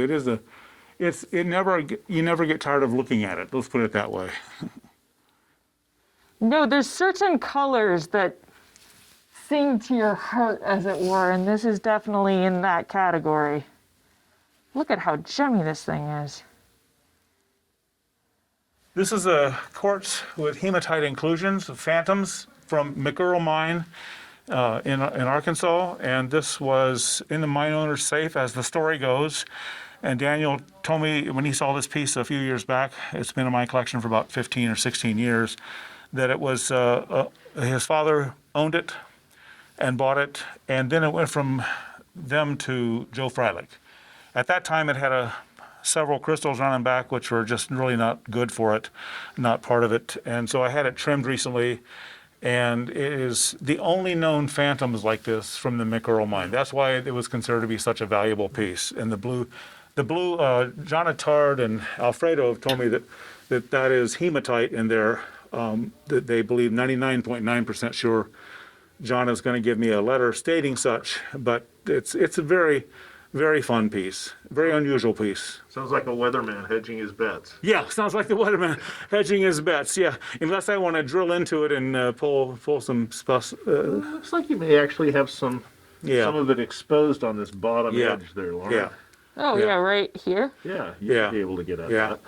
I do have a secondary crystal that came off that had some material in it, and I'll probably have that identified perfectly. But it's a very unusual, I think it's a very special piece. It's certainly not as colorful as the amethyst we just looked at, but it's just a unique specimen. How can you not love that gradient in the zoning where it goes from that almost black up to this clear, floaty phantom to the true gem that we're used to seeing from Arkansas? Yeah. And you look if you look down this, you see the layers of the phantoms in there, which is kind of fun. Down the backside there too. Yeah. This is the 4-apatite that was mined in Acushnet, Massachusetts in 1983. It is currently owned by Mike Haritos. He mined these pieces along with Paul Young and I'm trying to remember Ed, I can't think of his last name, I'm sorry. And so look at the face on the back of this. You can see the structure of it is just amazing. John Rackavan wrote about these pieces in Rocks and Minerals and in 2015, and I think we'll show you part of that magazine. But it is really a crazy good piece for North America. From Acushnet, Massachusetts.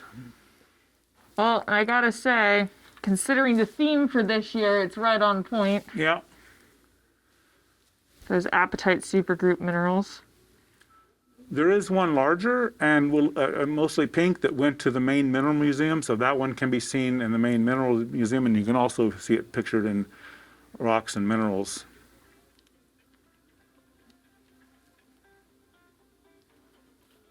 That is a stunner. It is.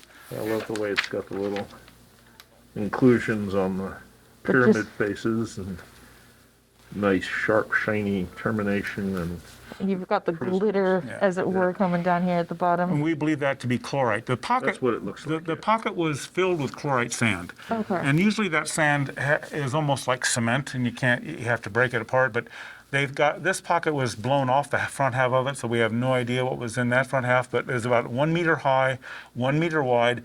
And so they started scraping this chlorite sand out, and they found 3 pieces at the back. There's one smaller than this. And at the time, Mike was smart enough to buy the other 2 shares out, and so he owns these pieces. Jim Cahoon was the other gentleman. I didn't want to leave his name off, so I just looked it up because he was there when they were found as well. It almost looks hemimorphic. The pinacoid here being very sharp in here, but you've got these dipyramidal faces, but you don't have these coming in on this edge. Have to ask John about that. It may just be. It may be that it's there. It's just so thin. Very underrepresented. Yeah. Lovely piece. Yeah, thank you very much. And I thank Mike Carritos for letting us display this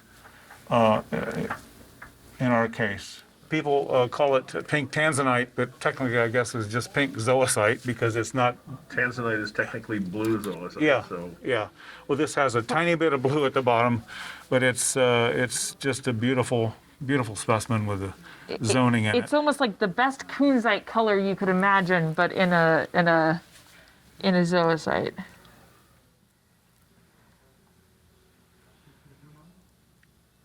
So how many of those do they find? I don't think I've seen. Wow, look at that color. I've talked to people who are very close to Tanzanite 1, and they tell me that one of these may come out about every 5 years. And somebody was in here yesterday said it's probably not even as often as that. So that's my only best answer I can give you. I don't know anything else other than that. So does it have trichroism, Laura? Oh, very strongly. Well, so the question is what you consider trichroism, and that, you know, it's definitely got 2 angles that are more extreme in the color. It's on one axis it has a better color, just like as you mentioned, spodumene does. Yeah. But but it's not. But it's not at C. Yeah. Well, no, it's not. It's not. That's B, isn't it? Well. No, yeah, it's not the C-axis where the intense color is. It's really interesting, the zoning here at the base. Yeah. Well, I think also what's interesting, which adds to the color, is the interior, either the fractures or the growth crystal, the stress of the crystal growth caused what looks like a little bush or tree inside of it, and which adds to the color intensity. Combination of that plus these little crystal faces on the back that are adding to that. So where you can actually see it and get that reflection and get the full saturation of the color. Yeah. I think actually it's pretty strongly trichroic. Think so? I just think some of the faces, some of this direction is so thin you really don't see the contrast with the others. But just because of how intense the color is on that direction, down, that's that axis. Yeah, it's you can see when it. you rotate it, you can really see. Oh, there you go. Change. Here, we'll get that for Brian. You see it, Brian? Okay. Come around to full pink for him, because it really gets hot on those edges. Boom. Good stuff. Yeah, it's a very pretty piece, and I have the label turned right side right now, but the piece is gone. It's found a home. It's found a home. That's correct. So good. Fantastic. Someone's happy. Someone's happy. And thank you for shaving with us. Thank you for coming in. I much appreciate your knowledge. Thank Always you a very pleasure. much. Pleasure. Great rocks. Well. Thank you. Thank you.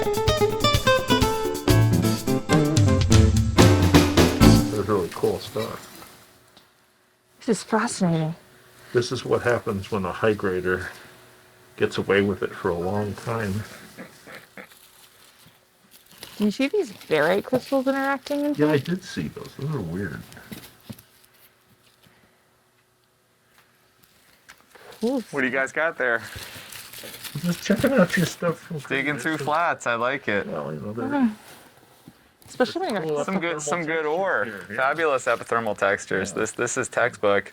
wow. This should be in every ore deposits 101 class. What epithermal banded textures look like, coliform banding.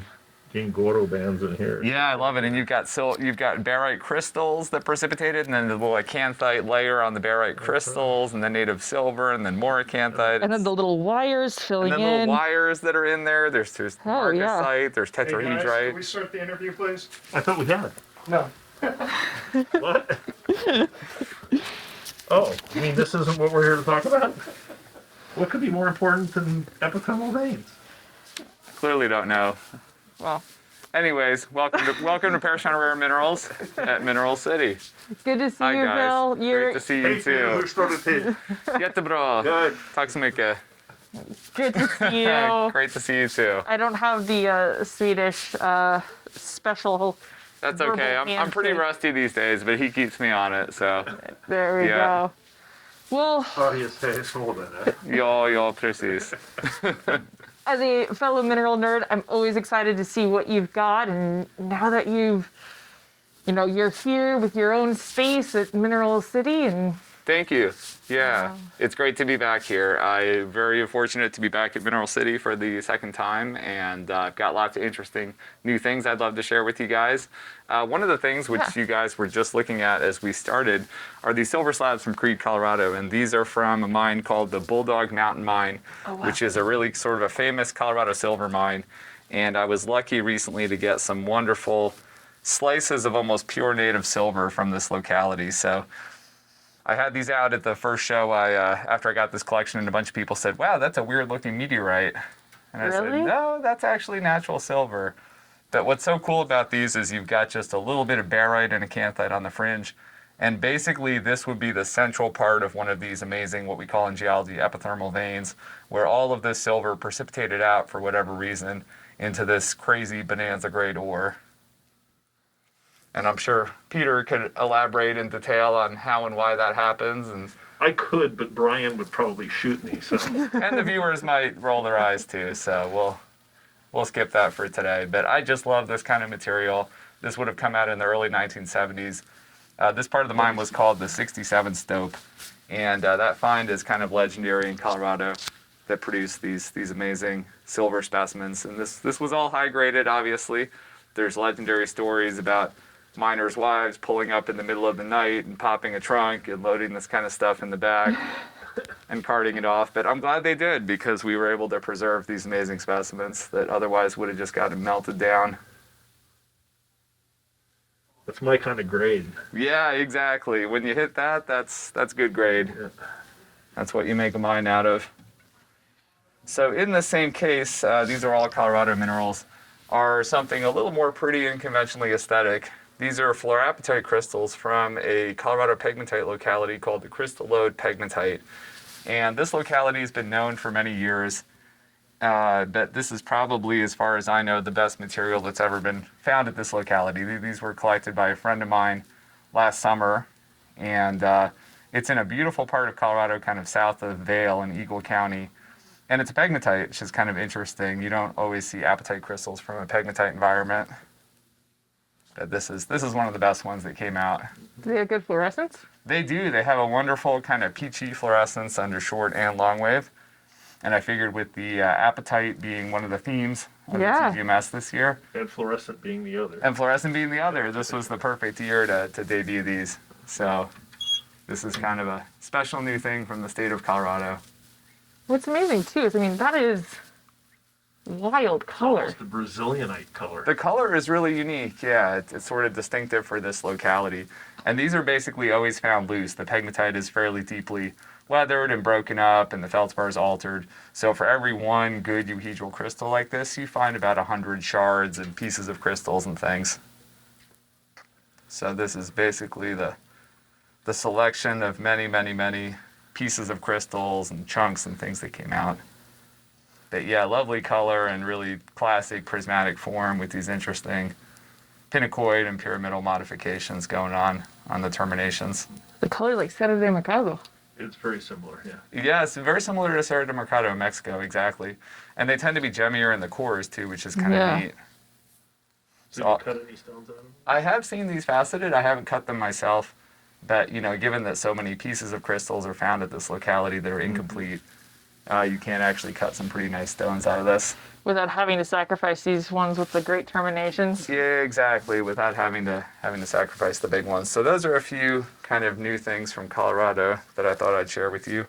Yeah. And the next thing I want to show you real quick is a mineral from my birth country of Sweden, which Peter has spent time in. And this is from an iron mine in northern Sweden called the Leivaniemi mine in Svappavaara. And this locality has produced strengite in the past, but I believe this to be the best specimen of strengite that's ever come from this locality. Color is gorgeous. The color is amazing, and this bright luster. The last time strengite was found like this was in the 1980s, and it was a relatively small find, and most of that material was fairly pale and didn't really have this luster at all. So this came out last summer in August. The story was that a haul truck driver was driving a mine truck and saw this out of the glimmer of his mine truck light. I think it was at night, and ran out and probably collected 5, or I think it was 10 pieces at the most. And this is a huge scale operating iron mine. So they pretty much immediately kind of scooped it away, and that was it. So this is up in Kiruna somewhere. This is up in the Kiruna area. Yep. It's a big operating iron mine in the very far northern part of Sweden. And there's some interesting green stuff which we need to analyze. Okay, I was going to ask because you would have it analyzed. Yeah, exactly. We think it's either kidwellite or maybe boronite or strunzite. There's a bunch of these iron phosphate minerals that are related. The purple is obviously the strangite, but then the green is probably another iron phosphate mineral.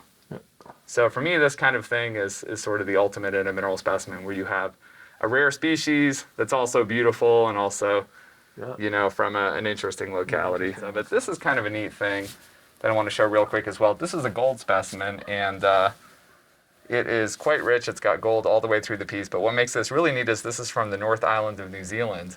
This is from the Waihi mine, which is kind of the classic gold locality in the North Island of New Zealand. And again, it really illustrates wonderful epithermal ore textures. You can see this is really shot through with gold. And then this sort of vuggy quartz here actually has small kind of filigreed gold crystals on top of it. But this is an old piece. This was in my friend Tom Rosemeyer's collection for many years. And Tom actually acquired it at one point from the U.S. National Museum, which is kind of cool. It's got a Smithsonian label there, acquired in 1882. So I just love this kind of history. And, undoubtedly more of this material must have been produced, but you just never see it preserved. It went to the crusher. It went to the crusher, obviously. Which is one of the things that makes historical specimens special, is that someone had to decide, this thing's cool enough that I'm going to save it, and then I'm going to keep it, and I'm going to find it a home that will continue to save it. And these kind of things are really a snapshot in time. They're interesting, nice mineral specimens, but they tell a sort of a historical and a cultural story that I think is really worth telling. So, and then one other thing I want to sort of end on here is a suite of radioactive minerals that I got recently from the Colorado School of Mines Museum. So I'm an alumni at the Colorado School of Mines, and keep in touch with the folks at the museum there and do some trading with them. And they decided recently to downsize their radioactive mineral collection a little bit. So I was lucky to get a really interesting suite of hot rocks from around the world, from some classic localities. So this is what's really hot. This is really what's hot in Tucson. Don't be afraid, folks. These are perfectly safe. You can get the Geiger counter out and then scare you, but it's, You have the little Geiger counter that goes in your cell phone? I do, actually. Those are pretty nifty. They actually work. Yeah, they do. And if you really want to scare pretty yourself, nifty. go near the bananas in the grocery store. Yeah, a lot more things are radioactive than you might think. But there's some neat pieces in here. One of my favorite pieces is this wonderful bright yellow specimen of sherbetite on Francevilleite from Gabon. This is a classic locality, the Munana mine in Gabon. And Francevilleite just has this really intense orange color like this. It's a barium, uranium, vanadium species, so really interesting chemistry. going on. And these little crystals are the sherbetite, which is a really rare mineral.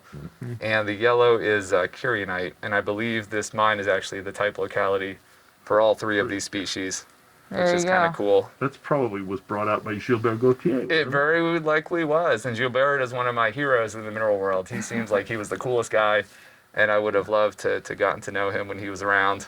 So I call radioactive minerals the poison mushrooms of the mineral kingdom, because, you know, they're kind of yelling out to the world, don't mess with me. Yep. Or the poison dart frogs. Poison dart frogs, I like that. Yeah, Prettier anyway. They're prettier, Exactly. and some mushrooms like to disguise what they are. But a poison dart Exactly. frog doesn't mess around. Yep. Yep, but there's some fun things in here. We've even got a piece of drill core that's basically solid pitch blende. You can see this botryoidal uraninite. You know, that's good ore of a different kind from up in the Athabasca region in Canada. Oh, yeah. So just a fun suite of specimens. Sweet. And I love the museum labels and the provenance with all these. They've got some neat history. You know, I'm really excited to see what you do with this new venture with Tucson. I'm totally gonna mess up. My dad's gonna correct me. That's okay. People directly related to Pershon? me say person, so Pershon. You got it. You got it. Pershon. Pershon. Yep. You can say person, it's okay. No. It's Pershon. Fine minerals, and you know, bringing in this element of the historical and the stuff that gets the nerds going. Yeah, And you've thank also got you. these beautiful things. And Thank you. For me, So- it's the whole package. You know, we're all drawn to minerals for different reasons. And whether you're a scientist, an aesthetic connoisseur, a weirdo like me, you know. But it turns out somewhere in you can between. actually be all of those things at the same time. Absolutely. Yeah. Absolutely. I don't think they're mutually exclusive. So I work hard to try to find the different and the unusual, and you know, something that maybe not everybody has, and it's a lot of fun. So Well, keep it up. I will. Thank you guys. Yep. Well, Thank you. Mycket trevligt. Hi, Daniel. How are you doing today? Doing good. Thank you for stopping by into the pirate room. Yeah. I mean, it's not the first time I've seen you here. So No, I mean, there's something special about this. I mean, I remember going and visiting your room when I was a little kid, and it was always just this absolutely amazing space. And every time I had a friend that I dragged along to the mineral show, I was like, oh, you have to come see this, because there's something intrinsically mind-bending about a perfect cube of pyrite. So absolutely, I feel there's some magic to a perfect cube, especially as you mentioned, when you're a kid, the importance of seeing a perfect mineral for the first time. I think when we're not really into the world of minerals, we don't get to see the perfect crystals that we get to see when we visit a show like this, right? Yeah. Like for us now, we're okay. Well, we can see fluorides that are perfectly crystallized. You see, we're used to the geometric shapes. yeah, and I think there's also the aspect too of like if someone looks at a perfect gem crystal, you're like, oh, people are used to faceted stones, and so they can go, oh, this is cut. These things, it's like, how in the world did this form? So maybe you can actually explain that a little bit for some people. How do you end up with these perfect cubes? I'll explain it in very simple words. So basically, it's like when you want to bake a cake, right? We put all the ingredients in the oven, but you have to have the right temperatures. Even the right weather makes a difference, when you're baking a cake. So for the pyrites to crystallize, you need to have pressure and temperature that were completely adequate and constant for the crystals to just form that molecular bond that will be reflected into a cube. One of the key ingredients in this, baking conditions was that the limestone was a softer element where the crystals were able to push out, their surroundings to form what we see here as a perfect cube. One of the nice things, or one of the nicest things about pyrites from Navajo is that they're perfect at 360 degrees. There's no points of attachment. We see pyrite cubes in other localities. Pyrite wants to form a cube. It's part of their recipe. It's part of who they are, right? Yeah. But they will have a point where all of a sudden, well, it's the contact point. They're attached to quartz or something. That's harder. It stops that formation. The nucleation is on the sidewall rather than in here where it's a center point that they can grow out from. Absolutely. Right? Or in some cases, they grow into each other. Yes, and I think that's one of the most special things about our specimens is that there is a variety. Whether you've been seeing pirates, since you're a kid, you'll always see something new and interesting that blows your mind. And we'll try to pick something that's intergrown for you guys to see. I think the case is probably the best point to show this. But we'll show a couple of the intergrown crystals. So when we talk about intergrown crystals, this is what we're talking about. It's crystals that grew into each other. I particularly love this specimen because there's a cube growing right in between, and it creates this space that's just perfect space. It is the type of things that you will expect from something that's been machined, and it's not natural. Yeah. And you can see these beautiful, the crisp corners and the reflection that you get off of it. And I think one of the beauties of these too is they're approachable, right? And in terms of both inspiring people to continue to collect or to start collecting, but also they're approachable in terms of their price for something that really captivates and starts a conversation. And yeah, they're a special thing. I completely agree with you. One of the things that we're very proud is that our client base is not only collectors or stores. There's so many people that is their first time coming to a mineral show and being like, wow, like they understand a cube. Yeah. Sometimes, unless you really know what you're looking for, we get excited with black rare minerals, and we're like, oh my God, and we're drilling. But if you don't have the background or the knowledge, you cannot really understand it. It just goes by your... You don't have the context for it, whereas something like this, you can go, okay, wow, this is incredible. You have it at home, you start conversations with friends, maybe you start researching more, and it's sort of one of the gateway minerals, really. Yeah, I completely agree. I think gateway is the key word for this. Yes, and the conversations that you have with people are very, very interesting. Just one cubic pyrite can open some of the most interesting conversations you'll have. I think it's also the perfect gift for people that are always like, I remember when I was a kid, I would look at the stars and be like, oh, what else is out there? Yeah. I think people that think like these are the ones that take the most value for a pyrite cube. And we've been doing this, for a long time. I've been doing this show for 18 years. Pedro has been here since the 1970s, and it's still a well-kept secret to some extent. For you, you are used to it, but you step out of the gem show and people still don't know that perfect pyrite cubes exist. Yeah, I would say these are my favorite thing to give to little kids, right? You give a little kid one of these and they go, wow, or... even as a more experienced collector, you look at some of these specimens that look like they're defying gravity with the way that they, you've got this specimen in this back corner here that just,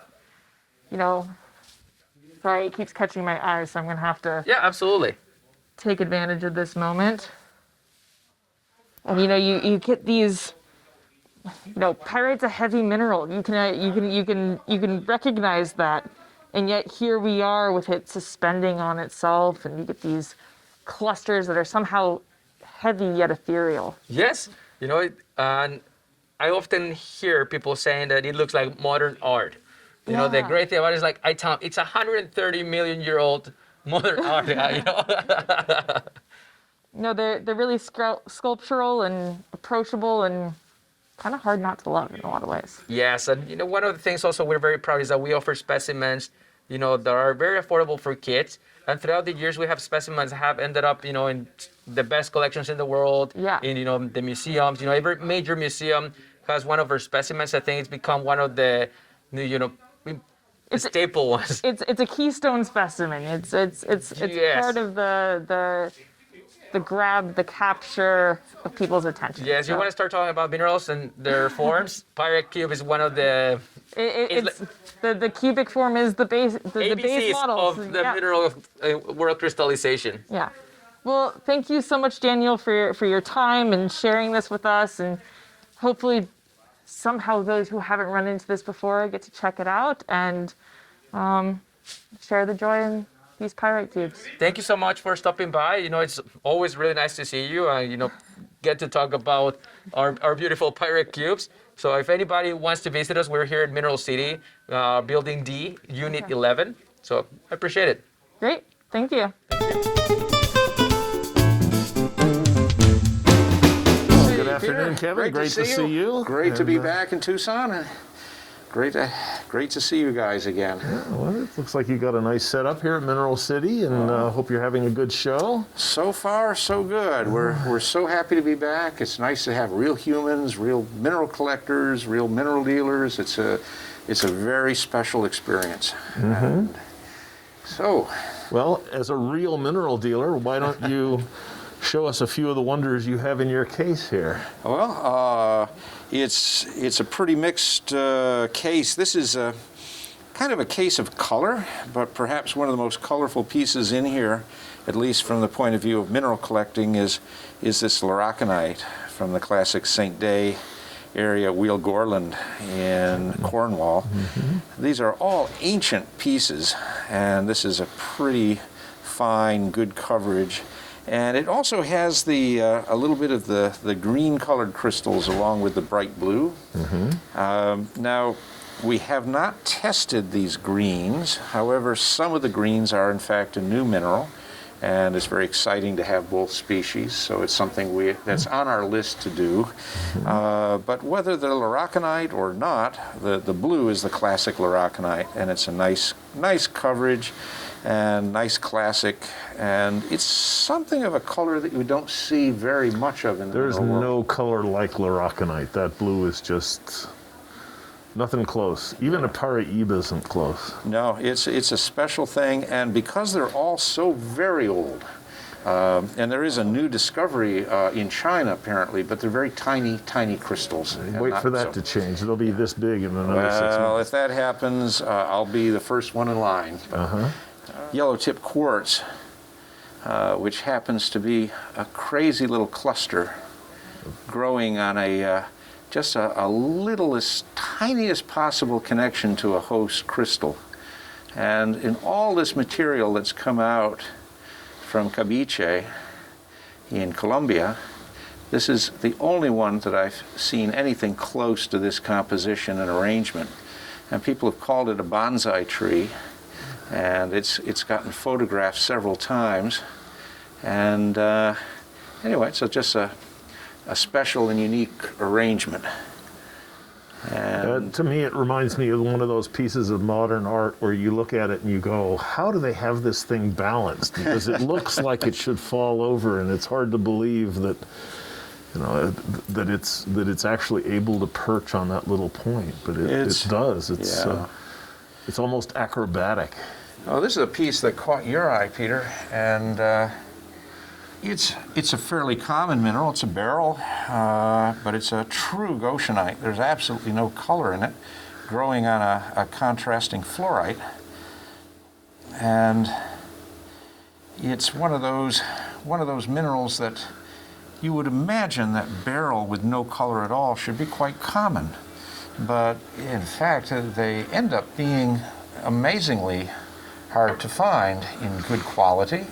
Well,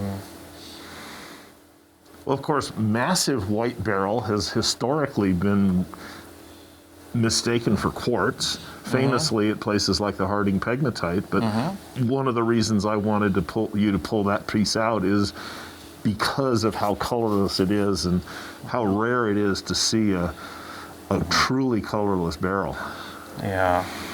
And maybe just a tiny hint of blue.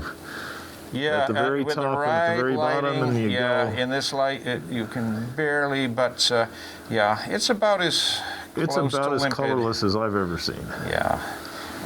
So moving from colorless to brightly colored, you have an example of these quartzes over dumortierite that we've seen several examples of, but mostly very large pieces, and that's one of the more aesthetic small pieces that I've seen, which is, and the color is great. The quartz sticking out of the top really catches your eye. Yeah, nice miniature. Yeah, thanks. Yeah, it's an interesting find. It comes out of Bahia in Brazil, and Bahia is sort of the the poor sister in some ways to Minas Gerais. They border each other. And for many years, of course, fine minerals have come from Bahia. It's well known for a number of things, but far more productive and famous is their neighbor to the south. This piece has just a really rich saturation of color. And for quartz collectors, if you've got your rose quartz, your yellow tip quartz, your smoky quartz, pretty hard to get an intense blue quartz to go along with them. And we find them fascinating and great. So anyway, glad you picked that one out. And you got a couple of tourmalines for us. Yeah, well, a lot of folks have been very excited about the new discoveries of tourmaline that's coming out of the Kivu area of Goma in the Democratic Republic of Congo. And but one of the things that's been very special about this particular find is the array of colors, or in some cases unusual colors, and high degree of luster, brilliant glassy faces, and incredible transparency with a color palette that's just not very often seen. And it's really special. Even for people who don't like tourmalines, they find themselves enjoying these because they're not like other tourmaline. And one of the sad things is none of them, well, I won't say none of them, we have a few examples that are on matrix, but this pegmatite is a highly eroded pegmatite. And most of the feldspars turn to clay, and only when these are in contact with a quartz crystal will they have any matrix at all. And so we've gotten very excited about the find. We've got a fair number of the reds and the blues and the greens, but some of these yellows and oranges are really something very special and not things that we see very often in the mineral world. And just keeping with the fact that minerals do not have to be colorful, but can be extraordinary because of their form and so on, I just have to show this off as an absolutely extraordinary Eisenrose, hematite rosette. And this is not from Switzerland. This is a Pakistani piece, which is sitting on a rather sparkling mixture of some adularia, a little sparkling bits of chloride on here. And these are coming up from time to time, but this one just happens to have an extraordinary form and perfection, much beyond what we typically expect to see. And the little microcrystals on the edges really give a very distinctive reflection and luster to the piece. Yeah. And so, beautiful doesn't have to be colorful and doesn't have to be large, but if you can appreciate the elegance of the hexagonal twin structure of this, it's, that's what makes mineral collecting and mineral appreciating really special. I think that's a really special piece. I really enjoy that one. All right. Well, thank you. So we're up and running here at Mineral City. It's been an interesting show so far. We've seen a lot of old friends, people we haven't seen in a couple, 3 years, some of them. And we hope to see a lot more folks before it's all wrapped up. Well, I hope you do. All right, Peter. And I look forward to seeing you again. All right.